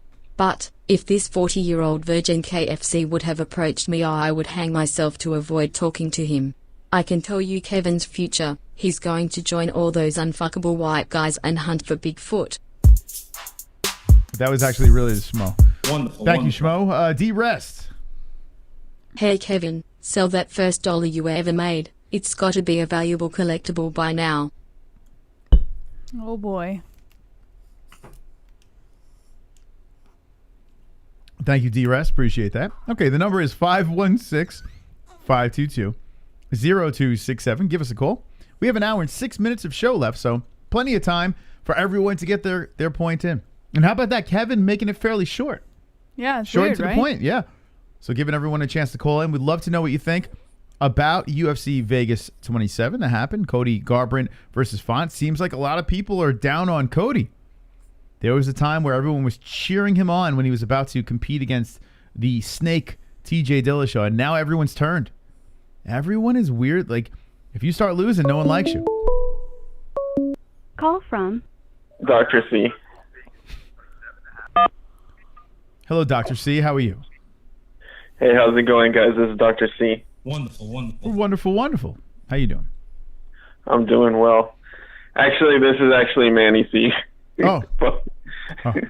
I knew I fooled you guys. What a surprise.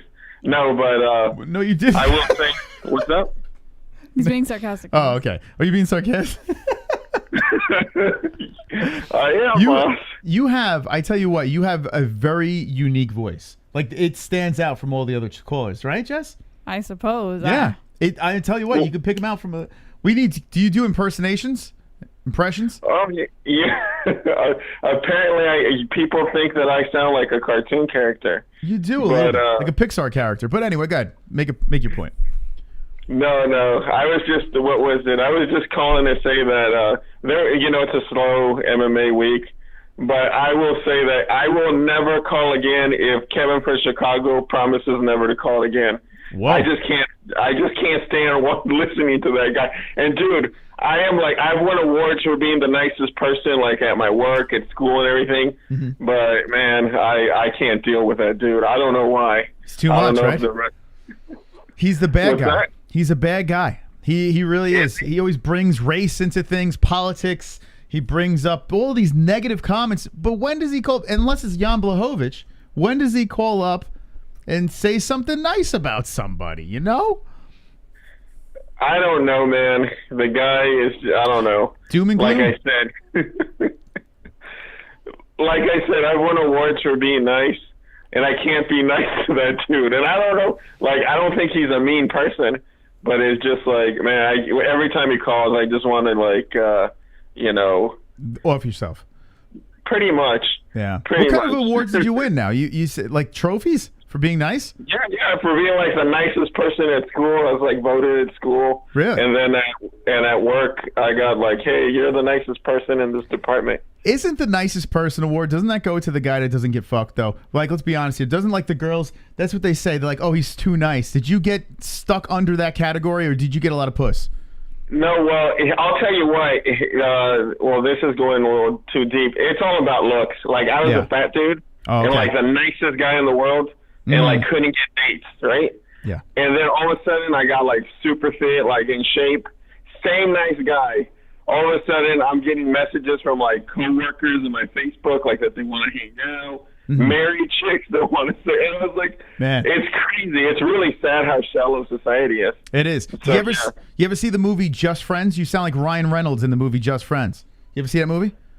I've seen bits and pieces of it, but it's just like, yeah, it's all about looks. Like I was pretty heavy, like a heavy guy. I'm not gonna lie, but always was nice, and just got fit, like really fit, and then it just all of a sudden it went from me not getting any messages and on my messenger and stuff to like now girls talking to themselves in my inbox. Wow. So it's really freaking sad. Wow, you're leaving people on scene, the whole deal, right? Oh yeah. It's freaking sad. It really is. Do you have a girlfriend now? Currently, yeah. I mean, just recently. I mean, it's like 2 weeks ago. Really? How'd you guys meet? Well, she worked at a store that I used to frequent, and that was another thing. I even made fun of her. Like when we first met us, Heavy, she didn't really pay attention to me, but then I got pretty fit, and then all of a sudden now she wanted to hang out. It's these women. These girls. They're terrible. What is this about, Jessie? Why do girls not like the guy that has a little extra poundage on? You know, why they got to go for the studs? That's not true. Why they got to go That's to not true. I don't mind a little chub. Well, now you know. It's a lie. Okay, if Moss gained 60 pounds, would you have and you didn't know him, would you give him a chance? Yeah, I would, because I'm the type of person I like to cuddle. I like to have. like to have something to cuddle. I don't want to cuddle a toothpick. I'm the perfect example of looks don't matter. I look like an animal next to her. Yeah. Yeah, but hey, Moss, looks don't matter. But I mean, that's what people say. But if you gain 60 pounds, yes, you wouldn't be getting a decent looking girl. You'd be getting a 5 or a 4. Man, that's not true. Man, I better. That's not true, dude. I proved it, dude. I went up to girls that didn't remember that it was me when I was fat. Yeah. And got fit, and they treated me like shit. And then I went up to them, and they were like really flirty. So. It really, and I tried my best to prove that this wasn't true. That they're people extremely weren't shallow. superficial then, because you'd be surprised how many women actually would rather someone with a little more pound. I know a couple of fat guys that got a lot of ass. I think personality is more important. When you really get really, really hot chicks, and this is going to sound shallow, but if you look at really hot chicks with heavier guys, yeah. Like I had a coworker she looked like a model. And her husband was heavy and not good looking. And I was like, well, maybe it doesn't matter. And then I saw pictures of him when they were younger, and the guy was fit. So that's what typically happens. The guy gets comfortable and he gets fat, you know? Yeah, that does happen. Or she does, you know? So it's really sad. This girl that you're dating now, do you think that this girl has potential, like long-term longevity potential? Or you think this is just kind of like a flingy thing? It's hard to tell because she's so much younger than me. Oh, what we talk? Well, listen, Jessie's 19 years younger than me. Crazy, right? It's close to that. Like I'm 39. Everyone thinks I'm 28, 29, but I'm 39. So I didn't realize 39. She's 22. She's 22. And I didn't That's realize. perfect. Yeah. Just right. I didn't realize she was so young, or I would have never asked her out. I'm usually looking for 28, 26 the youngest. You trade them in 3 years. You trade them in. Don't say that. Oh, yeah, 22 is just right. That's the age, Manny. That's what you got to do. That's it. We'll You're doing see it right. how it goes. I mean, realistically, I just don't see a future, but she's pretty cool. So. All right. Well, listen. Yeah, have fun with her. That's it. The problem is, a lot of younger girls, you can't really relate much because you have memories that they weren't even born for, right? So it gets a little tricky. But Jessie's weird. She was raised in a way. She's like an old soul. So I fucking hit the lottery with Jessie. She understands things that I talk about and she wasn't even around for. And that's courtesy of her dad, who's my age. And that's why I kind of feel like it works, because she's freaking super mature, you know. She's already a teacher. Yeah. Just about, just signed her paperwork to become one. And so she's super focused, and I'm super immature. Yeah, it's good. So it evens out, right? What's nice is you're going to get old and you're going to be in a wheelchair and she can push you around. It's great. At least you got to plan it out, man. Especially if you're not blessed to have kids. You don't have any kids, do you? No, and I don't want any. And that's one of the reasons why it's so hard. Yeah, get a young girl. Any of the girls that are older have kids, or they've been divorced, right? Multiple times.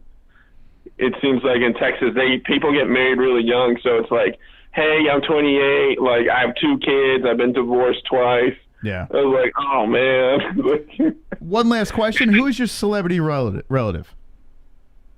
Celebrity relative? Oh, yeah. No, I can't reveal that. Ah, shit, we almost got you. Okay, what do you think about MMA? Let's go. What are we talking about here? Oh, well, talking about celebrities, before we go, who's the coolest celebrity that you met that really treated you well? Muhammad Ali, because he was a vegetable. He was very polite. He was like drooling on himself. So I would say him. Oh, really? What about you, Jessie? What was the question? I'm sorry. Celebrity besides me. Besides me, Jess. I'm so sleep deprived. I'm just existing right now. Okay. Well, so what was the question? Nicest celebrity that you met in person that was like pretty genuine. Oh, definitely Moss. 100%. Yeah. Aside from Moss, like. All right. Nicest celebrity I've ever met. You know, do fighters count as celebrities, or are they just? Yeah. I mean, they're pro athletes, so why not? I suppose that they count, right? They're on TV. Absolutely. Ally Quinta was super, super nice when we met him. I did not think that he was a nice guy, to be honest, but he was one of the nicest people that I had met. That's true, yeah, because he has that persona when he's on Ariel, where he's just kind of like this douchebag New Yorker. He's just like chill and like. He's a cool dude. Yeah, but he was really nice. Yeah. And who's the douchiest? Aljo? Well, I just kind of saw Aljo in passing. I never really got a chance. I never really talked to him. Okay. Who was yours, Manny? Well, for of all the people, Jake Shields was super cool. I met him at a jiu-jitsu tournament. Mm-hmm. The guy was like freaking awesome. The Diaz brothers were freaking really cool, both Nick and Nate. I understood Nick. He seemed to be not high. Okay. He was super friendly. Very nice. We're having a nice romantic conversation tonight with Manny C. If you just jump it in, hit the like button. Manny, all right, let's move on now. What do we got here? We talk about some fights or what? I'm going to give chance to the other fighter, but Garbrandt, man, it's a sad situation. Mm-hmm. Guy's too good to get released, really. He's better than anybody in the local scene, but doesn't seem to be good enough to beat elite anymore. That's why I'm saying go up in weight, not go down. Interesting. Go up in weight. I think that'd be very dangerous. I mean, so do you think that there's a path to a belt at 145 for Cody Garbrandt? Not really. I don't think there's a path. I think his days are done. You want him to die. Of his prime. You want him to die in the cage. That's what you want, right? Well, no, you know what? He's 29. He's still young. He needs to go to a camp that, and it's funny because he's alpha male. He was originally a wrestler. Yeah. He needs to really get his wrestling down, and he needs to evolve. He can't, he's a fantastic boxer. He's a great athlete. He's had, multiple injuries back, whatever. But he needs to go to a camp where he can change his game plan. Okay. And reinvent himself. Or else get away he's from those gonna be alpha males. stuck in this. Yeah, unfortunately, yeah. Yeah. Okay, fair enough. All right, guy. All right, Manny. Thanks for the call, man. Hey, good talking to y'all. Bye. Okay. It's Manny C. We got to learn every time we talk to Manny. It's always very insightful. We learn a lot. We learn about women being shallow. By the way, that is my favorite romance. I guess that would be considered a rom-com, right? Just Friends? Yeah. Would that be considered? Yeah, I think that's like the only romantic comedy I've ever seen you watch. It's the only. I don't like chick flicks in any way. But except for that one with Cameron Diaz and Ben Stiller. That's not a chick flick. That's Something About Mary. There's jizz in hair. That's not a chick flick. That is a chick flick. No, it's not. It's not. Yeah, that's a chick That's not flick. Something About Mary? Yeah. What, because he's a simp? Yeah, it's like a little romantic I thing. don't know. I think Something About Mary is not. If that's considered a chick flick, then okay, I'm into chick flicks. But I'm talking about like fucking Notebook. Actually, then again, I guess Just Friends is a comedy. Yeah, it's Would like that be considered? I guess that's not considered a chick flick then either. Aren't they both romantic comedies? That's the closest I'll get to it. Yeah, I don't know, but I don't know. That's my guilty pleasure. Is Something About Mary considered a chick flick? I mean, not. Is Just Friends that movie? I find it really weirdly funny. I don't know why. Anyway, it's a fat guy. It's a story about a fat guy who's obese that's friend zoned and then gets like fucking ripped and just starts like being like a douche-enheimer, whatever. All right, 516-522-0267. Give us a call. Let's talk about Saturday night. We have a week where there's no UFC, so basically we're in limbo. Whatever you guys want to talk about, we'll chat with you tonight. Potential matchups down the road. We discussed Carlos Esparza as well, who looked fantastic Saturday night. Call from. Hey, Dustin G. To accept. Whoops. 516-522-0267. Give us a call. Wonderful, wonderful. Getting laid does have a lot to do with confidence. I got a lot of women around the world just being real and confident. Lots of guys are intimidated by hot women, and I'm a 5'8" ginger, but I do have blue eyes. Maybe that's it. Maybe. Girls like eyes, right? I tell you what, man, it doesn't really matter. I mean, unless you look like a fucking gargoyle or something. I don't know. There are a lot of shallow girls out there, yes, but there are a lot of shallow guys as well. There's probably more shallow guys than shallow girls. I would have to agree with that. So, you just got to play the game right. You got to be charismatic, you know? You got to embrace the fat. I think But if I you do embrace agree the with fat. Chubbs. The being real and confident. Yeah. Those are the two. That's the key. You just got to be honest. If you're lying, like if a girl can pick up that you're not really that real, you know, like if you just are overcompensating for yourself, she's gonna pick it up pretty quick. It's not hard. I'm going to give it dating advice tonight on the MMA-Holes. As we did have a weird card on Saturday. I didn't hate it. I had fun hanging with you guys on Saturday.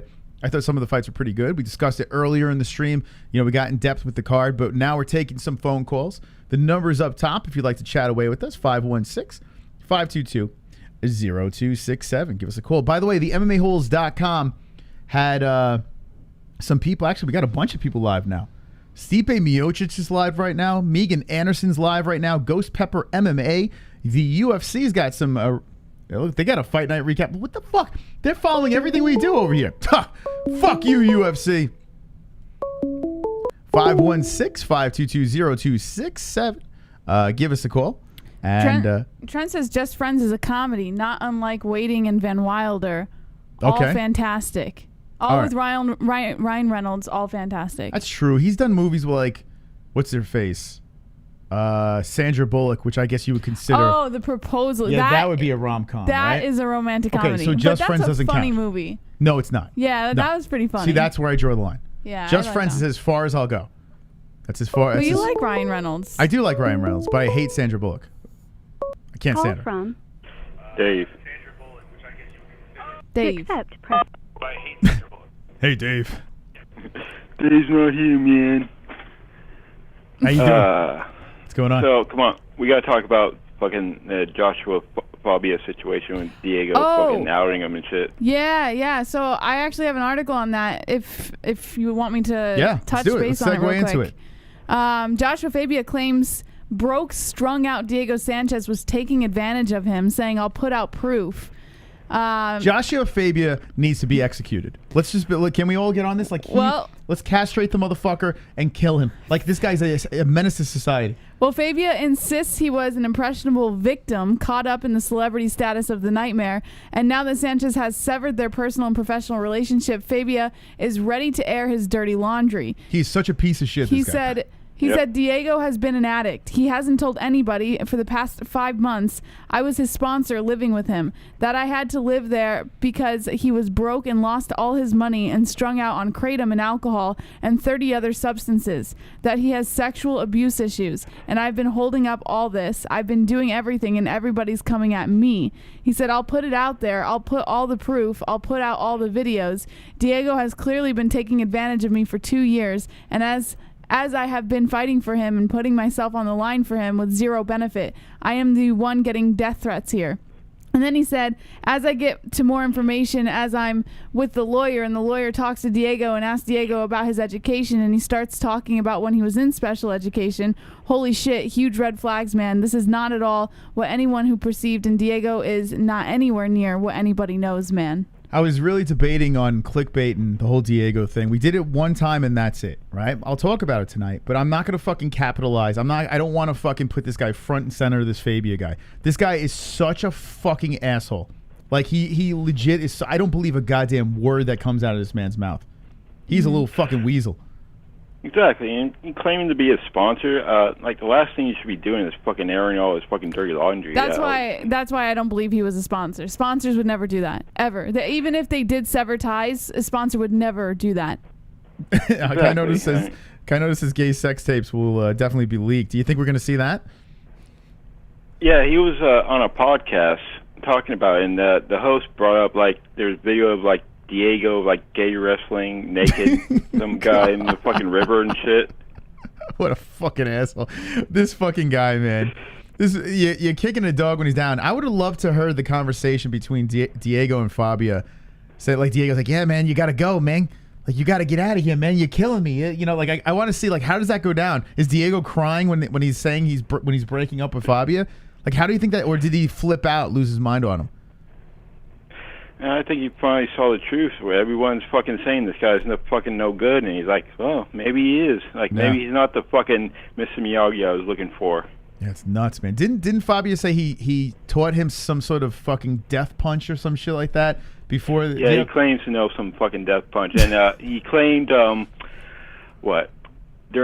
before the Chiesa fight, he told the commission that he taught Diego submission that was so deadly that you need to wave it off immediately if he gets him in it, because he could like kill him. This dude's Kill Bill, for God's sakes. It's nuts, man. It's fucking nuts. I don't understand. Like, everyone's been shitting on this guy over and over again, but somehow Fabia still has outlets that want to give him the opportunity to say stupid shit, and it's just like, it's like, fuck, man. Like, I hope nothing really gets released of Diego doing something really messed up, or like, I don't know, this guy putting Diego in a situation. Diego clearly is easily influenced, you know. So to prey off of that is just, it's just disgusting, man. Yeah, and well, he claims the Nevada State Athletic Commission came to Diego and told him to throw the fucking Chiesa fight. Did you see that? Yeah. Did you pull that story, Jess? I did not see that. Yeah, yeah. He threw the fight. He threw the Chiesa fight where he was sticking his finger up his ass. No, he claimed that members of the commission came into the locker room before the fight and got his whole team out, except for him, of course, and told fucking Diego, like, you really don't want to hurt Chiesa, do you? Like, you want to be nice to him or some shit like that. Mm-hmm. Like, basically told him to throw the fight. Oh, boy. Or he was going to lose his license or some shit. Like, yeah, buddy, that's not going to happen when you're in the fucking room. Well, yeah, you don't want to ruin the golden calf, Michael Chiesa, his legacy, you know? Like, he's a real moneymaker. Oh, yeah, he's the fucking next big star. He's the next Conor McGregor and shit. They want to protect him, definitely. Yeah, this story makes zero sense. This guy's a fucking retard. Oh, my God, he's so stupid, this guy. I can't fucking stomach this. Jess, what do you think about this guy? I think he's just a narcissist, to be honest. I think that he's an undiagnosed narcissist, and everything is about him, and he has the ability to manipulate until things get thrown in his direction, and then he victimizes himself. It's like textbook narcissism. So, I mean, what are you going to do? You just move on. Don't give him the attention he wants. I'm kind of with cross-reference in the chat. Says, Moss, let's join Fabian's fight camp. Like, I would actually jump in. Like, I would actually try to go in there and see if this guy could brainwash me. You know? Like, just go in there. Just like, I just want to, what's his program? How much is his program? It might be worth it to do it for a month and just see what it's about. Maybe have a hidden camera and then or you some get shit. manipulated. But imagine, like, what if he, like, fucking puts us in a trance? Well, you. Why, you wouldn't be put in a trance? I am a pro at identifying narcissists. And next thing, yeah, but you're with me. So what the fuck? And I called you out on it when I first met you. And look at you. You're stuck here. You're hanging upside down. But I never listen to anything that you tell me. I'm kicking you. Drunk, do you think that we should do that? Have someone? Would you do that for us? Would you sign up in his little cult and try to infiltrate his camp? Sure, if I can still drink. So obviously, Diego. With Diego, man, he was still letting him fucking do whatever the hell he wants. So why not? If he does that shit, he punches me in the fucking head, I'm gonna kick his ass. It's amazing how he hasn't gotten his ass kicked. All right. No, Cowboy Cerrone claimed that one of his fucking friends beat the shit out of him in a bar fight after he claimed he knew some death punch. I mean, the guy is like, he looks like he's 40 pounds soaking wet. Like, he looks extremely tiny, and just watching this guy, he just looks like such a gimmick. And Diego Sanchez saying he submitted him when he first met him and stuff. Like, it's like, did that really happen, or did he fucking like put Diego in some weird ass trance where he believes something happened that didn't? It's nuts, man. Yeah. Something like that. Like, some people can just like hypnotize the weak-minded, like fucking Jedi mind trick. Yeah. Well, at least they're separated. At least they're done, and that's it. Diego, now hopefully nothing crazy gets released. Although, yes, we will talk about it if it does. So, Fabia. Yeah. And I was thinking that account on Twitter was fake, just some troll pretending to be Joshua Fabio, but he blocked the Keith Peterson troll account, so that makes me think it might be really him. Wait, hold on a second. You think the Keith Peterson troll account is who? No, the Joshua Fabia account on Twitter. I thought it was just like someone trolling, pretending to be him, but he blocked the Keith Peterson troll account. So that's why I'm thinking it might really be him. Because why would two trolls block each other? That is weird. Yeah, I can't find his Twitter, and whatever people think it is, I'm not convinced. I don't know what the fuck is Twitter. It's bizarre, right? Well, it's like Joshua Fabia SOSA or some shit. It's weird. Let me see if I can find it. I've looked before. There's like a million of them. Joshua Fabia. The profile pic, he's got like long hair. There's so many of them. I think I follow him. I'll like retweet something to you guys or something later. Yeah, I don't know where he is, but yeah, I've looked for him before. I'm like, where the hell is this guy? Anyway, all right, let's move on from him. We shouldn't give this guy any more time. Well, yeah, definitely. I think Cody and Cruz too should be next because we got to see if it was just like a flash in the pan, a fluke win, and they're both kind of on the decline. So this is how you know who's the better fighter right now. Yeah, I like it. Kevin just shot it down quickly. He thinks he's a joke. What do you think about what Kevin said? That's Kevin. And I don't know if Cruz really on decline. Look, who has he lost to the past? What, Cruz or Cejudo, who's GOAT, and fucking Cody, who was on a hot streak at the time. Mm-hmm. And he just beat that young up and comer. What's his fucking name? The Megan Anderson at 4 a.m. Dominic Cruz just fuck. Hold on, I'll pull it up right now. Casey Kenny. Jesus Christ, I had a brain fart. Yeah, and he fucking looked good in that fight. He looked good, and like I said, the Henry Cejudo fight is something that I was up in arms about. That I thought it was stopped a little short, but whatever. Yeah, he lost to decent guys, and yeah, he's a little older, but he's had breaks. He's been able to heal up and get himself ready. It is interesting. It's a fascinating fight between these two. You got one guy on the way down. You got one guy on the way out of the UFC, but looked good in his last fight. So who knows? Yeah, but give Cruz either him, Aldo, or Frankie. I want to see one of those fights. God damn it. Okay, I'm with you. I'm with you on that. Anything else? Fuck, I had something else. I'll let the next person call in. All right. Thank you, Drunk. Appreciate it. Have a good night, man. Yeah. Oh. I was just wondering, you're a parent now. You're going to have to explain a lot of things to Ellie as she gets older. Yeah. When she comes up to you and looks you in the eye and say, Daddy, why is felony like that? What are you going to say? Daddy, why is felony like that? Man, by the time she... Man, I don't know. I have no idea if she's ever going to see felony anytime soon. But... I don't know. That's a good question. It's funny. We watch the weirdest things on YouTube. Like when we're not live here, we don't really we watch some MMA stuff, but we watch a lot of weird like IRL streamers and bizarre people like Felony screaming the N-word every 5 seconds.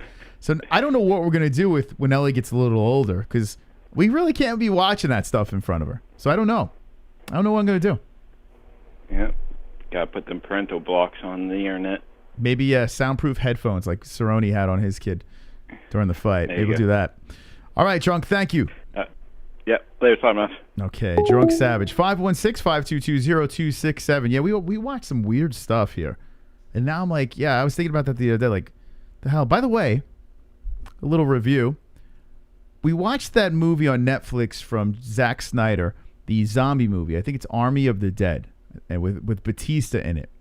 And I got to say, a shoveling popcorn in your face type of movie, I liked it.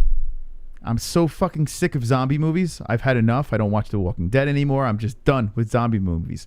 But I like Zack Snyder, and he gives you mind-numbing movies where you don't have to overthink. You just watch and enjoy. The fucking movie was good. I actually enjoyed this movie, and Batista could act. I'm like, what the hell is going on here? It's 2.5 hours. I highly recommend it. Wonderful. I enjoyed it. Kainoto. It is amazing how complete is the delusion that beauty is goodness. A handsome woman talks nonsense. You listen and hear not nonsense but cleverness. She says and does horrid things, and you see only charm. To my young brothers, learn this fast. There you go. Words of wisdom from Kainoto. Thank you, Kainoto. Appreciate that. Let me know what the ones in the chat if you saw Army of Dead. Army of Dead was too woke. Army of Dead was really good. Yeah, fun flick. It's just a fun movie, man. Just a fun. It's called Army. It's on Netflix. You can watch it. It was in the movies, very limited, and then they threw it on Netflix, and it's just a dopey zombie movie. It's like the opening scene. You realize, okay, this is supposed to be fun. It's a fun montage, a lot of violence in it. It's an action movie. It made me feel like I was watching an old school action movie. Just had fun with it. Good movie. All right, 516-522-0267. Maybe every show will, in the middle of the show, out of nowhere, completely random, I'll say, hey, watch this movie. Army of the Dead was preposterous but fun. But, I mean, look at the opening scene with the zombie Elvises and shit like that. It was supposed to be goofy, but it was actually more entertaining than a movie that's just super goofy. Like, I don't know. I enjoyed it. All right, give us a call, and let's get your thoughts here tonight. Incoming call. Call from. To accept. All right, 516-522-0267. Give us a call. No unknown numbers, or just say your name on the old caller ID over here, and we will get you through. We want to hear your thoughts on the UFC Fight Night Vegas 27. That happened Saturday night with Cody Garbrandt versus Rob Font. Carlos Esparza with a big win. How about this UFC poster? Hot trash, or do you actually like it? Are you in the minority here? Call from. Obama. Oh, it's Obama. How you doing, Obama? Hey, Moss, what's up, bro? How you doing? Hey, man, first and foremost, I haven't called in a while. Congratulations on the new baby. How's all that going? Oh, it's going wonderful, wonderful. Except for tonight. Tonight, the baby's going through some growth spurts, and she's a little under the weather. So tonight's been a little rough. I have a kid myself. She's a little bit bigger than yours, so I've been there, done that. But yeah, man, congrats on the baby. Just wanted to check in. Man, what a crazy year. Since the last time that we spoke, so much has happened. I didn't talk to you for when Masvidal got knocked out. Everybody getting finished in the second round. Stipe got knocked out. And it's just, MMA is such a beautiful thing, Moss. I've been reflecting. It's incredible the way the UFC maneuvered through the pandemic, kept sports alive. They've done the first live arena with fans. I mean, that's why I love the UFC and MMA. It's as real as it fucking gets. As real as it gets. And look at how they've carried themselves, when some organizations are falling into politics and all this woke stuff and overdoing it, you know what I mean, acting like it's the Black Plague. The UFC kept trucking along, and just look at where we're at right now, man. We're seeing great events. Everything is still going. I fucking love it. Yeah, the UFC has done a spectacular job. And with Dana White at the helm, he's been great. He really has. There are a couple of things that make you scratch your head what he says, but that's him. He is who he is. He is what you see, what you hear. He's very honest and just goes out there and says whatever's on his mind. So I like the boss. I like what the boss has done. No matter what, they kept the party moving forward. And that's what you want in a promoter. And that's what you want in a sports franchise, or whatever the hell you want to call this thing. A monopoly, whatever the fuck you want to call it. That's what you want to watch. Like, these other sports, I feel like we're just kind of waiting around and hesitant. The UFC's like, no, we're going to have a bubble, and we're going to fucking keep the party going. Love it. Yeah, no, the UFC is a fucking leader, and MMA just proved that it's the greatest sport on earth. I see some of the comments, and yeah, since the last time I called, Reyes has 2 losses. And that just illustrates the point of how incredible this sport is and how it waits for no one. And, you really got to appreciate when there's somebody in there who's dominant, who's having a title reign, who's, when somebody has it and they're doing it. Because, man, I think right now, look, McGregor, I think he's done, man. He's too rich to be fighting. I think he's going to lose the 3rd fight. And then, crazy stuff like when Masvidal got knocked out. I don't like Usman's personality, and he's not good at selling fights, but fuck, you got to respect him. Mm-hmm. That was incredible. And then, it's so fucking wild how just, you don't know, like Kevin Holland was on a run, and then look at him. He got out-wrestled twice, so it's so exciting. You never know what to expect. Like, who's hot on your mind lately? Well, I'm glad I have you on the line, because I know you were the one that was super high on Dominic Reyes, and you should be able to gloat to a point where when he fought John Jones, he looked so freaking good that majority of the people say that he should have been champ. He should have beat John. And now here we are, 3-fight losing streak for the guy. The last fight versus Prochaska was such fire. One of the best fights I've ever seen. I had so much fun watching that thing. It was crazy. So I want to keep on seeing Dominic fight. But now in a 3-fight skid after he was on such an unbeaten streak up, what do you think's next for Dom? Honestly, I think we've seen the best of him, man, because he took some serious losses, and he's fighting some big boys, man. 205 is not a joke. And, like, dude, that fucking Jiri guy, holy shit. He came out of left field. He's got the look with the crazy hair and that fucking elbow.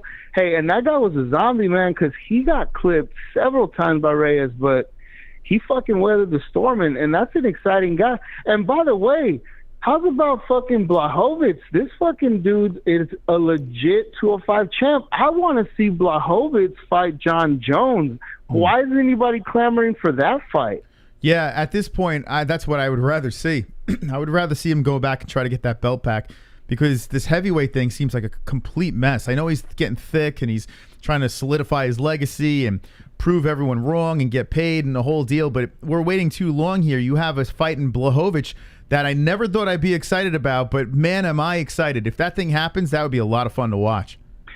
I'll tell you what, Moss, once upon like 2 fights ago, I would have never even ever even questioned Jones against Blachowicz. I would have been like, there's no way. But with what we've been seeing lately, people getting fucked up in the second round, and then, you know, John fucking with his body, with his physique this late in his career, it's like he's tinkering with the recipe, because, I mean, imagine for him to just come back down after putting all that weight. He might not be the same. I think he would likely lose to Blachowicz if he came back. And then on the flip side, you know, him going up to heavyweight, he doesn't know what it feels like to be in that bigger body. And what the heavyweights used to say that trained with him was that, oh, man, John has this speed. But, you know, if he's packing on weight, he's going to compromise that speed. So what advantage does he have at heavyweight? What is he bringing to heavyweight?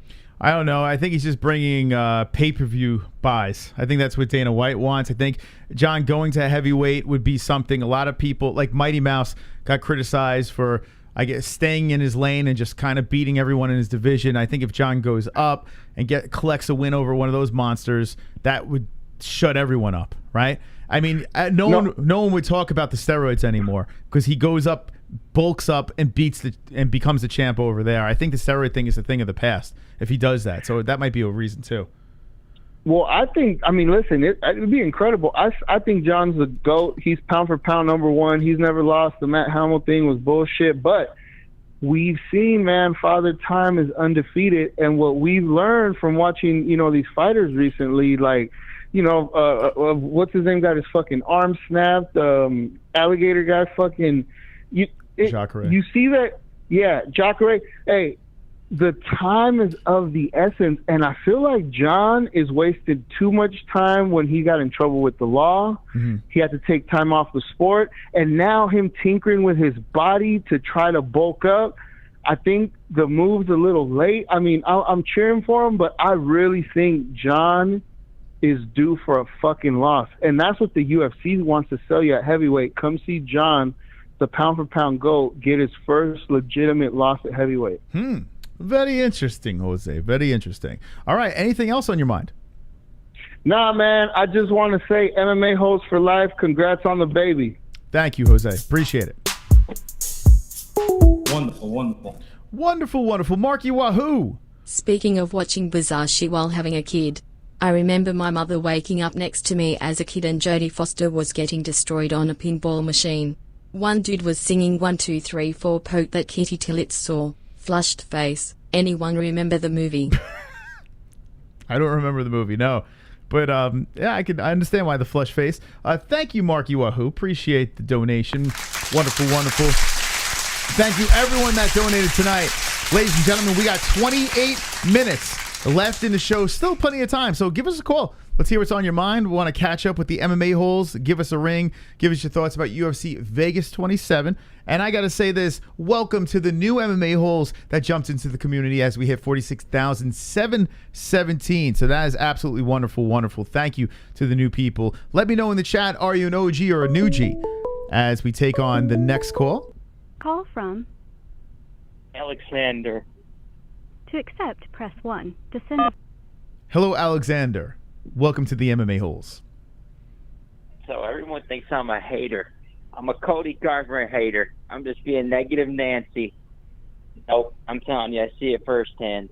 Yeah, Cody Garbrandt, he just doesn't look like he's gonna make a comeback. We see other fighters where they may get caught or something, but they can come back. I'm telling you right now, Cody Garbrandt is not coming back. He got paid a lot of money. He got all this fame and attention. I just don't see it. There's some fighters who I think maybe they took a few L's and they could bounce back in their young career. Okay.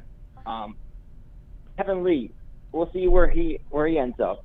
He was another guy who kind of he was right there in the mix really early on in his young career, and then he took a few L's, and then he got injured, and now he's trying to make his way back. He took a fight against Sean Brady, a really tough fight. He could be another example of a guy who kind of took the fast track, and he may regret that. Mm-hmm. So yeah, as far as Cody Garbrandt goes, it's just they're using an excuse of the COVID. I haven't heard the broadcast. Oh, well, he had COVID really bad.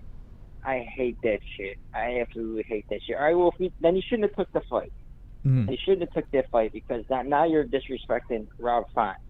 He did everything right. Now you're trying to disrespect Rob Font's win, discredit his win. He went out there. He looked amazing, dude. He beat him with a jab.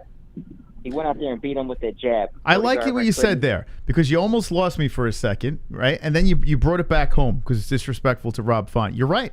You're not wrong. I think Michael Bisping said it. He said, "Oh, he had COVID-related issues," and you know, Cody Garbrandt's the favorite, so that's interesting. He's the poster boy. They want to get him back on track. Now I got to ask you a question, Kevin. How many shows did you call today, Monday? This is it. Just you. Just me? Wow. Now, Chrome says he turns on the radio. You're calling in. People from all over the world are saying this guy is calling every show out there. In a week, how many shows would you say you call?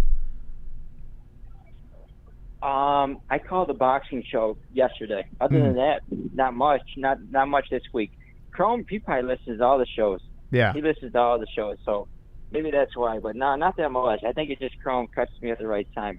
I did call into a boxing show. I was talking about Josh Taylor. I remember back in the day, I remember Dan from Oregon told us, hey, that's Kevin from Chicago. He calls all the serious shows. He calls like you're like kind of a celebrity in the phone world. In the combat world. Yeah. I'm afraid to go out there and speak my piece. When did you know? When did you know that you were going to be like the king of the calls? How long ago did you realize, hey, this is my calling? No pun intended. This is my time to shine. This is what I do. I call in and I dominate phone calls. So I knew that was right off the bat when I was born. This is what I was born to do. This is it. Champion of phone calls. And you do it well. I heard you call wrestling shows. I mean, you are very good at this this craft. Wrestling shows. There's not really too many wrestling shows. I heard you back in the day call like Joe Cronin or some shit. I can't remember who the hell it was. I remember it was one of those wrestling shows. I was like, what? Oh, yeah, I did. I did call in Joe Cronin way back in the day. How the hell do you know all that? Listen, I'm everywhere. I'm like Negan. I know it. Kevin, you pop up it was Luke Thomas and this and that. Like you were calling everybody. You're like a thorn in everyone's side. But here you're just a lovable MMA hole. Let me think who I called. I called Joe Cronin. I called MMA Junkie. Yes. Luke Thomas, MMA Serious. I call Sports Grid Radio. And I call a couple boxing shows. Yeah. That's it. Do you ever get recognized? Do you ever talk to somebody and be like, holy shit, are you Kevin from Chicago when they hear your voice? Usually no, because the two don't cross. Usually the Joe Cronin, when I called in him, he kind of don't follow these shows. And I guess this show is the only one that follows the other shows. This show is the only one that follows all the other Luke Thomas, the hear me on there. Have you ever had I'm just a local celebrity. Have you ever had a time on a phone call where you piss off the host? Besides me, I mean, we've had our days, but have you had a time on a phone call like a Luke Thomas or something where they were so agitated with you, other than me? Oh yeah, I'm banned from Jimmy Smith show. I got banned from the Jimmy Smith show on Sirius XM. And what did you say to Jimmy Smith? What did I say? It was about Israel Adesanya.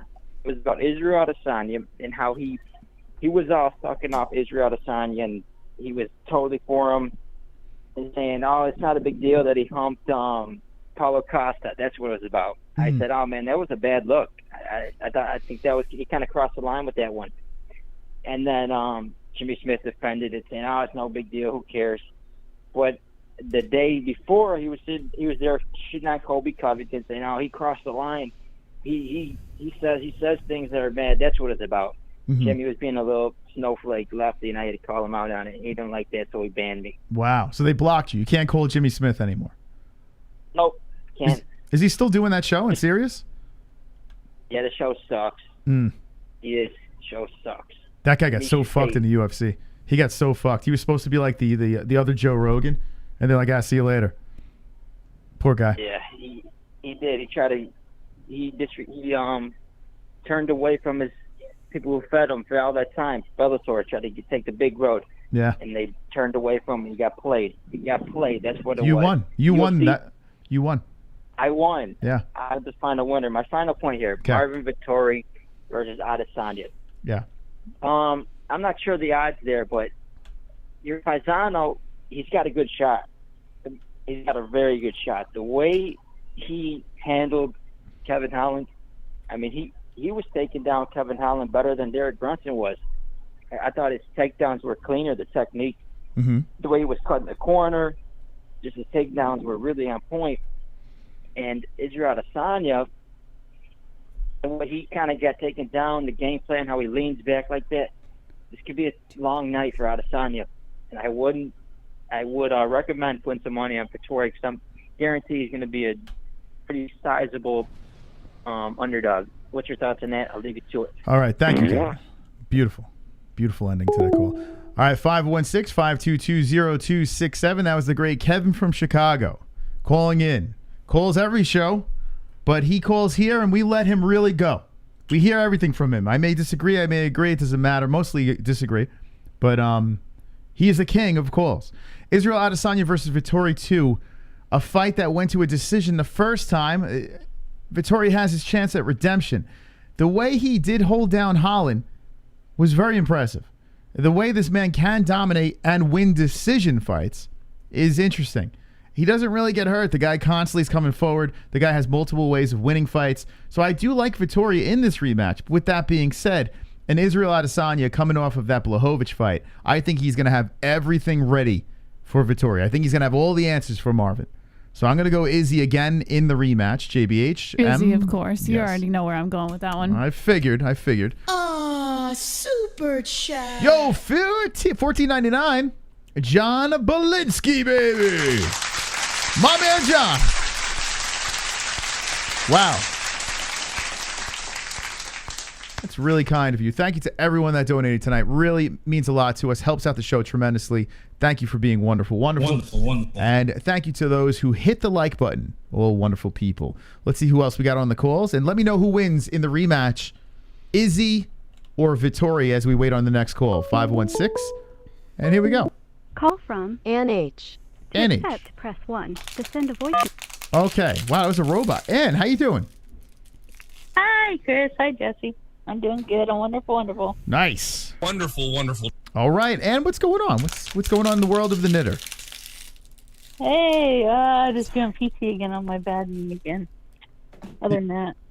What are you doing on your bed? Spread eagle? What's going on? Spread eagle all the time. No, my knee. Oh, what happened? I have to have PT on my knee again. Yeah, just old age. It's just kind of knees are rough, man. I've had shoulder problems, but I've never had knee problems, and it sounds like it's not fun. No, it's not. Does Mike H. is he helping you out? Is he serving you like a good husband? Yeah, but he's got a bad knee too. Oh shit. Take both of your good knees, put them together, and I don't know. That sucks. That There sucks. you So he go. has a bad knee Yeah. too, huh? Man, oh man. Yes. Is yours from the days of being a badass when you were a fighter and a champion? That's right. Yes, I was. And now I look at you. was. Now you're falling apart on us, Ann. What are you doing here? Yeah. They didn't have really MMA back then. Too bad they didn't, but Yeah. and women weren't too much involved too much in that kind of stuff back in the day. You would be a champion, and you would get on the mic and go, "Wee!" Yeah, that's right. That's right. That's right. Yeah, that's right. Right? Jess, could you see that? Everybody makes fun of me because you know how I look now. Let me tell you guys, I would have fucking kicked your ass. I can still kick people's asses. I believe Maybe it. not as fast as I used to be, but hey, I'm second-degree black belt Taekwondo. No one believes me. I'll take pictures of all my trophies and everything else. I believe you, Ann. Whatever. I believe you. Thank you. Thank you. We're And I went to believers. tournaments all the time. Mike traveled with me. Yeah, went all around the state of Oregon, Washington. Yep, Nice. yep. Almost got grand champion. That's right, man. You're a badass, Ann. You're an MMA hole, so no matter what you've done in the past, you're automatically a badass over here. You're wonderful, wonderful. Wonderful, wonderful. So talk to That's us. right. Did you watch the fights? How'd it go on Saturday night over at the Hills? Yeah, I watched the fights. I'm glad I went the other way. Mm-hmm. I knew Cody was gonna lose. Yeah, I had a bad Sorry. night. I tell you what, man, I've been shitting the bed, just picking with my heart. I gotta stop doing that. Rob Font looked great. I did that too. I did, what was it? I get half. So I get 6. Yeah, 6, right? 6 and Nice. Nice. I We're was so 500. sad, yeah. Hey, 500 is not bad. It's okay. It's respectable. You just can't get under 500. Then we're gonna have to kick you out of the community. Yeah, and Cookie Monster, Yeah. like Champ says, you end up not picking her. She always wins. She's tough, I right? don't really like her. I never really liked her since tough. Yeah, she just rubs me the wrong way. Sorry. It's her face. That's what it is, Ann. Just say it. She's got that face. Thank you. By the way, AJ Sonic has been a member for 2 months. Look at that. Beautiful. Thank you. Nice. That's great. It's very nice. It's very nice. And what belt are you in the chat? You've been a member for a minute now. I think I ended up starting over. What am I, a blue? You're blue? Oh, so you're right there. You're right next to brown. You're coming. All right. You're a badass. Yeah, the Cookie Monster's face. She's got that face. I get it. You know, like I don't mind her, but I kind of root for her a little bit. But yeah, I get it. Yeah. I didn't like her in The Ultimate Fighter either. I do recall her in The Ultimate Fighter being annoying. Yes. Yeah. Yes, exactly. That could do it. She looked Yep, that though, that huh? could She do beat the. it. And that heavyweight fight, I'm glad I picked Rothwell. I mean, I was like, I just had this feeling. Mm-hmm. And yeah, look how it ended up. Yeah. I mean, I don't know what the fuck glad I was he won. thinking. I think he's such a sweetheart. I like him. I got he sent me like a free autographed T-shirt and stuff from him and stuff like that. Who's that? He's a nice guy. I was happy. Rothwell. Oh, really? I'm glad he won. That was Yeah. very nice of him to Yeah. do, and he really punished Barnett. Barnett looked absolutely horrific. It's like you said, why is that guy in the UFC? It's weird. Barnett. I don't know. It felt so odd. The whole thing felt weird. I mean, I guess if you look at his old highlights from his on YouTube and stuff like that, you see him, you're like, wow, this guy looks scary. And then you see him here, and my God, was he outclassed? It was a hard watch. Yeah, it was nice to watch him. Beast Boy. What a name. Beast Boy. Oh, God. Anything else, Ed? Baby Ruth. Mike thinks Russell looks like, what's his name from the Goonies? Baby Ruth. Are you on painkillers, Ann? Are you on ANZALONE? Yeah, I got some nice painkillers, yes. Nice. Anti-inflammatories, yep. You snorting them or taking them traditionally? No, just taking them, yeah. Oh, okay. Yeah. That's probably a more advisable way. I'm supposed to be getting CBD soon, though. Nice. So, Mystic Roots, so. Oh, that's awesome. Hopefully that'll help better. Yep. I would They're really say... good, guys. Buy CBD. Buy Mystic Roots. They're the Yeah. best. They are the best. You're correct, and I hope it helps you out. They got the rubs and the drops. Maybe the rub will work. Yeah, I think that's what they suggested too. I think was Okay. Yeah, let us know how that works. Hope it works out for you. Yeah, it sucks, man. When you have joint pain, hopefully, if it's just like joints and old crickety body parts, the CBD should work. If it's something super serious, then you might have to, get your knee taken off. Arthritis and joint, joints are wearing down, wear and tear. Yep. Yeah, that sucks. Just falling apart everywhere. What can I say? I'm the old lady of the MMA-Holes.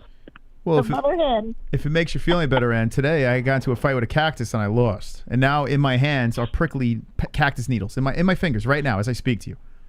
You think you got it bad? That sucks. I stay away from cactuses. Yeah, I killed the last one. Overwatered it. Oh, did you? Yeah, I heard that's a thing. By the way, the cactus that we got is called an Oregon, right? What is it called, Jess? Oregon cactus, it's called. How about that? Nice. Look at that. We thought of you when we bought it. Cool. No, we didn't. All right, and is that it? Yes. Shout out to all the OGs. Okay. Love both of you. Hope Ellie feels better. Me too. That sucks. Yeah, it sucks when the baby gets sick. It really sucks. It does suck, Ann. Well, Ann, I hope you feel better. And tell Mike to take his pants off, okay? Okay. All right. Bye-bye. Pants off. All right. Bye, guys. There's Ann taking her husband's pants off. Okay. Anyway, let's get into the news here. We have a lot of news stories, and we have 11 minutes left in this show. And thank you to the extenders over here. By the way, when we're done with this stream, it looks like there's a lot of stuff going on the MMA-Holes.com. I urge you, listen, it's completely free. You go over to the MMA-Holes.com and you can check out who's live. And right now you got Jens Pulver, you got Megan Anderson, you got Miocic, you got Ghost Pepper MMA and the MMA Holes. By the way, 143, we got to beat Jens Pulver. So let's keep on smashing that like button so we get thrown in the algorithm. All right, what do we have in the news? Jack Hermanson volunteers to battle the winner of Derek Brunson versus Darren Till, which I like a lot. Works. I gotta be honest with you. That works. I like it. I'm not opposed to it. But yeah, I mean, without getting too far into it, he says, I want to be fighting guys like Robert Whittaker, Paulo Costa, and the winner of Brunson and Till could be a potential fight. So yeah, those guys. It depends when I have a good opponent, but I want one more fight this year for sure. And if any of the big guys are ready for me this year, I'm up for it. Okay. What do you guys think about that? Hermanson deserves something 100%. like that. Yeah, that works very nicely. I really like that fight a lot. All right, so moving on, we have John Jones says he has something big coming, a path no man has ever walked. According to Jesse Holland of MMA Mania, he said on Twitter, I'm about to give birth to something big, something out of the ordinary, on a path that no man on this planet has ever walked. Can't rush greatness.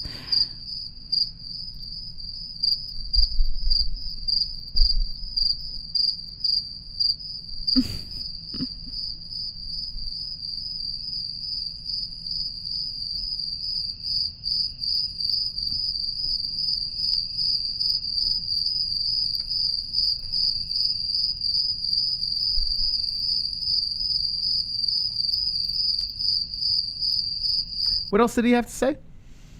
Well, listen, we don't know what it is, but he did signify, I guess, that he has something big coming. But it was kind of like a Morse code kind of thing that he was putting out there. So John. I guess we wait. It has to have something to do with heavyweight, I would think. Yeah, come on, man. Let's go.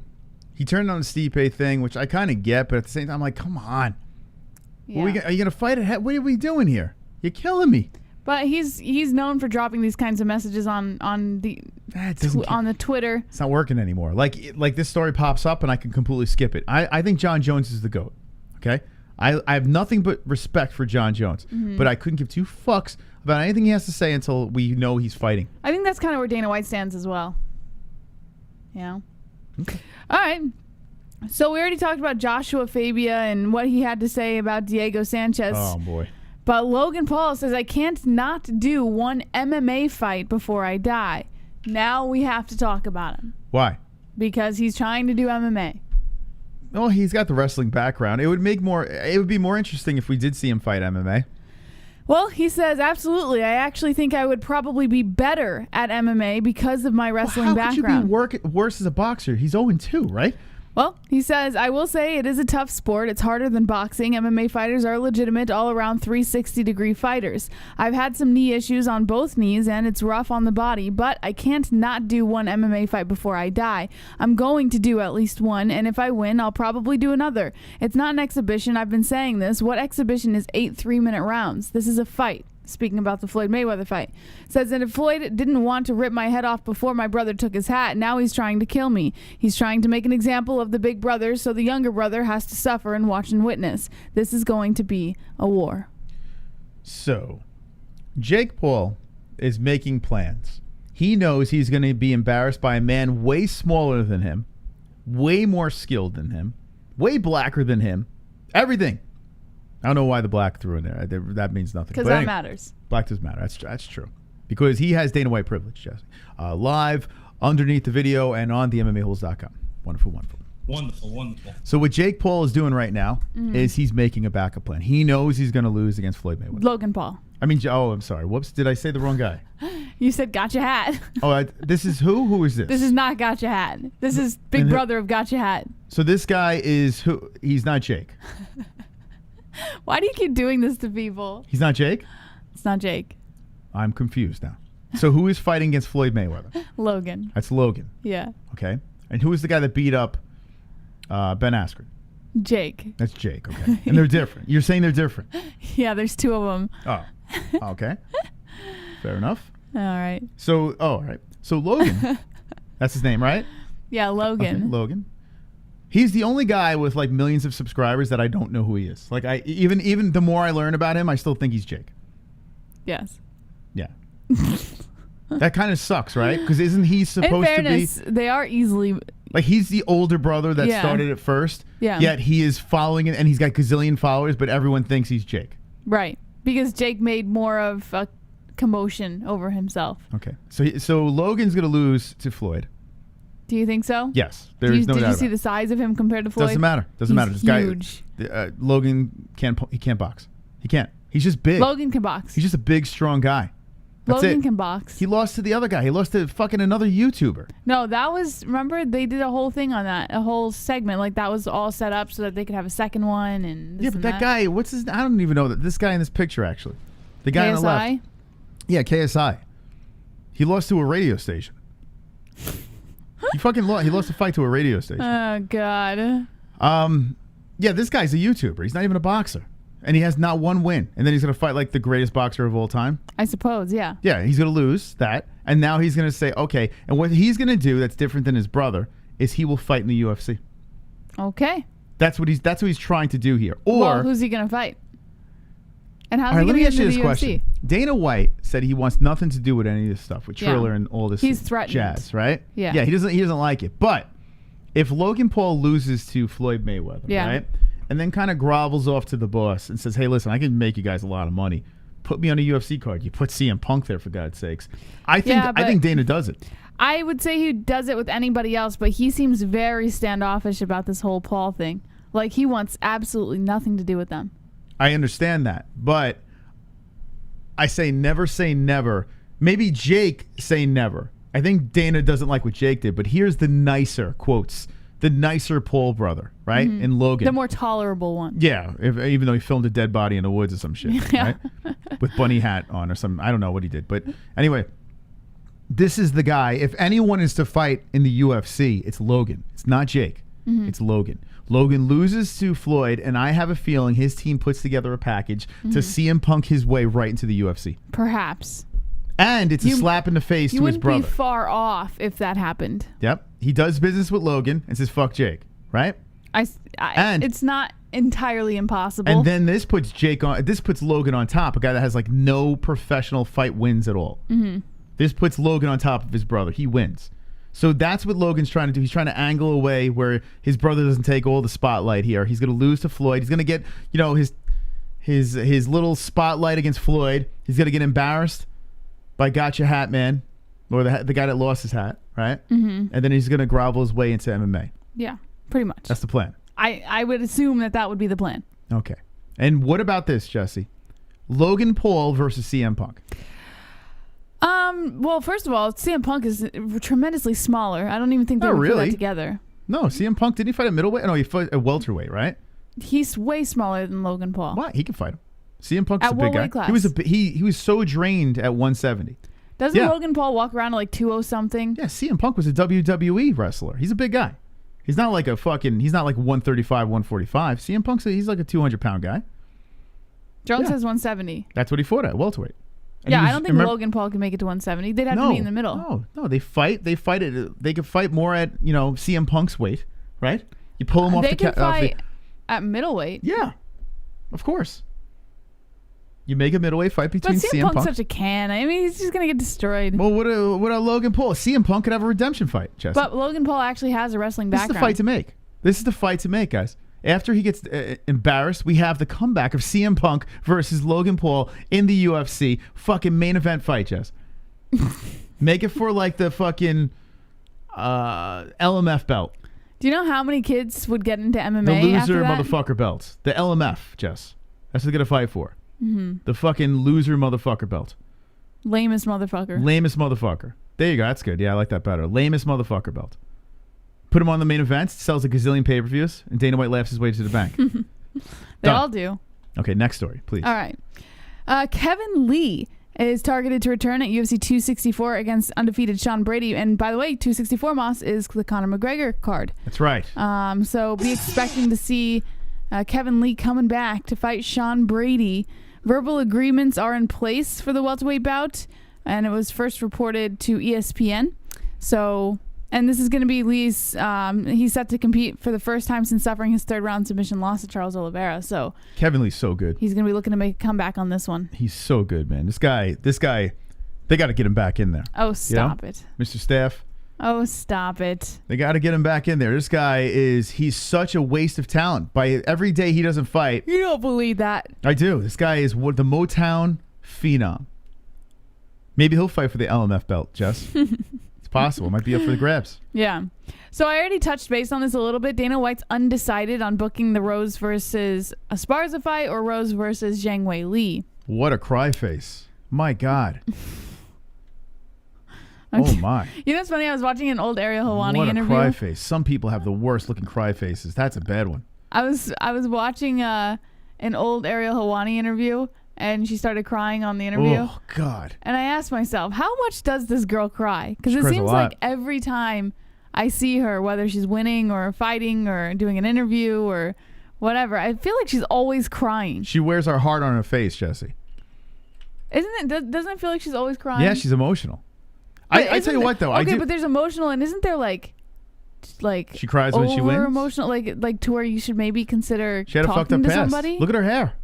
She had a fucked up past, man. We have the same haircut. No, you don't.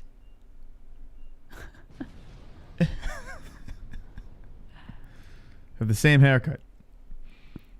I got the rose. I went to the barbershop. I'm like, can I have the rose? Mm-hmm. I'm like, here you go. Yeah, she just cries a lot. She likes to cry. Yeah, it's weird. It was pretty powerful though when she won the belt the second time. Yeah, I gotta admit it was like a powerful. It was a cool moment. She's the best. She is. She is the best. So what's the story about? Her crying? No, it's about Dana White, who he's gonna match her up with next. Esparza, basically what Dana White said was she looked like a beast tonight. She came out and absolutely dominated. You can tell by the way she was fighting, and she was trying to make a statement. Statement made, message received, we see you. I don't know what we're going to do next. If we do the rematch with Zhang Wei Li, or if we give it to Esparza. So they're kind of on the fence right now. I said this earlier. I think they're going to do the Wei Li fight first. Yeah, I'm with you. I think that makes more business sense for the UFC, although I wouldn't mind Carla's rematch. Yeah. The worm from Labyrinth. What's the story on him? Well, he's unsure if Kat Zingano is going to be next for CRIS Cyborg. Oh, man. Which is a pretty good fight. You know what? Let's be honest. Kat's going to get fucking killed. You think so? I understand Kat's tough, and she's been all right in Bellator, but Cyborg's going to fuck her up, man. Cyborg is going to fuck her up. Doesn't Kat have a kid? Kat does, and her husband died of something. I don't know. Cyborg's going to hit her so hard, her husband's going to come back to life. Ah, Moss. Sorry. All right. That was fucked up, man. Coker told reporters that's one of the reasons we brought her here. She has a win over Amanda Nunes, so I think it's something where she can She came over here to fight Cyborg. She's had a couple of fights and she feels pretty good about it. Will we do that fight next? I'm not sure, but we'll definitely have a conversation about it next week. Just like Leslie, there's girls who call us up all the time and say, I want to fight Cyborg. It doesn't stop. It keeps coming. So listen, these ladies want to challenge themselves. They want to fight the world's best, and they know she's the GOAT. They all have a bullseye for her. Okay. Cyborg's going to keep winning until I hope she keeps winning. And then finally, when does she hit the wall? We're going to find Cyborg. Well, some people think she did already. Some people are already making that argument. She looked good against Leslie. Yeah, but she looked good. She looked better last time against Leslie. That's what I was saying. She looked different, but she still won. I mean, she didn't look bad. I mean, listen, she kind of took her foot off the gas. She was just happy Leslie took the fight to take the beating. But some people, like a WMMA scene, is not really high on Cyborg. And he's the WMMA well, I'm not surprised. guy. He seems to be, but he's like die hard. Yeah, he knows what he's talking women's about. MMA. Yeah, so I still think she's the beast. Yeah, I agree. And she beats Nunes in the rematch. Do you think so? Yes. I don't know about that. She's my favorite, so she wins in the rematch. But Dana White's too scared of that rematch. He's scared. He's shook. Well, speaking of Dana White, he's open to a fun fight between Michael Chandler and Justin Gaethje. Why wouldn't he be open to that? Like, it's got like, what's the surprise? Like, hey, I'm open to it. Of course you're open to it. Like, who wouldn't be open to that? Who would say no to that? He said to TMZ Sports, there's a few opportunities. He could fight Gaethje. We'll see. We don't have anything done yet, but that makes sense, and that'd be a fun fight. Imagine Chandler versus Gaethje. As if we haven't already imagined Chandler versus Gaethje. No, I couldn't. Tell me how that would go. It sounds interesting, Dana. Of course, we all know it's good. But I like it. So is that a Dana White privilege fight? Yes. Yeah, I would say that is. Okay. Anything with Chandler's Dana White privilege? Should Chandler go down the rankings since he has too much Dana White privilege? That's a good question. Sitting at, well, we got to, actually, no, this moved already. So Chandler's, he's still at 4. It's kind of crazy. Gaethje, so he moves up. Shouldn't he move back? That's a Dana White privilege move. Well, he fights Gaethje and wins, and then he gets another title contention. Should give him RDA. Or, you know what? Give him Tony. No, you can't make Tony go up. It really doesn't make any sense for Gaethje. Yeah, RDA would be the guy. Felder retired. How about Makhachev? Oof. That's not white privilege right there. That's not Dana White privilege. They wouldn't put that together. So RDA. Yeah, the UFC wouldn't mess with that. I tell you what. But you know what? Michael Chandler might kind of try to weasel his way around that. Tony Ferguson. You lost. You got your shot at the title. Or what about Dariush? No, Dariush didn't go back. But then he's going to go up. It doesn't make any sense. Realistically, Dariush and Gaethje should fight. That should happen. But is that a fight you'd be excited for? No. I mean, as a selfish fan, no. But if you're going to move Dariush up 6 spots, you make those two fight, and the winner fights the champ. You know, whoever wins Poirier and McGregor, 3. Yeah. That's what you should do. Michael Chandler really shouldn't fight Gaethje, you know? He only fought Hooker and then fought for a belt. So technically, if you want to be fair to the rankings, he should fight Dos Anjos. But if you want to be Dana White and be fair to the fans, you put it against Gaethje, right? Because that's what the fans want. The fans want the Dana White privilege. Yeah. And how can they get the Dana White privilege, Jess? The MMA-Holes.com. Really? You don't say? Yeah. You don't say? Yeah. So you go to the website and then what you do? And that's how you get Dana White privilege. You got to hit the little hamburger up at the top right and click merch store. Merch, okay. And then boom, you are one step closer to Dana White privilege. Where you get? Oh, you get the white privilege here. Okay. So the Dana White privilege, you just click on that and it takes you to space, and then bam, you just see your order. There's the back of the shirt. And here's the front over here, big letters, Dana White privilege. Okay, and also you can click that thing underneath the video, correct? Like it's right under here. Yes. Okay. Now I just want to say we only get like $5. Like I am not kidding.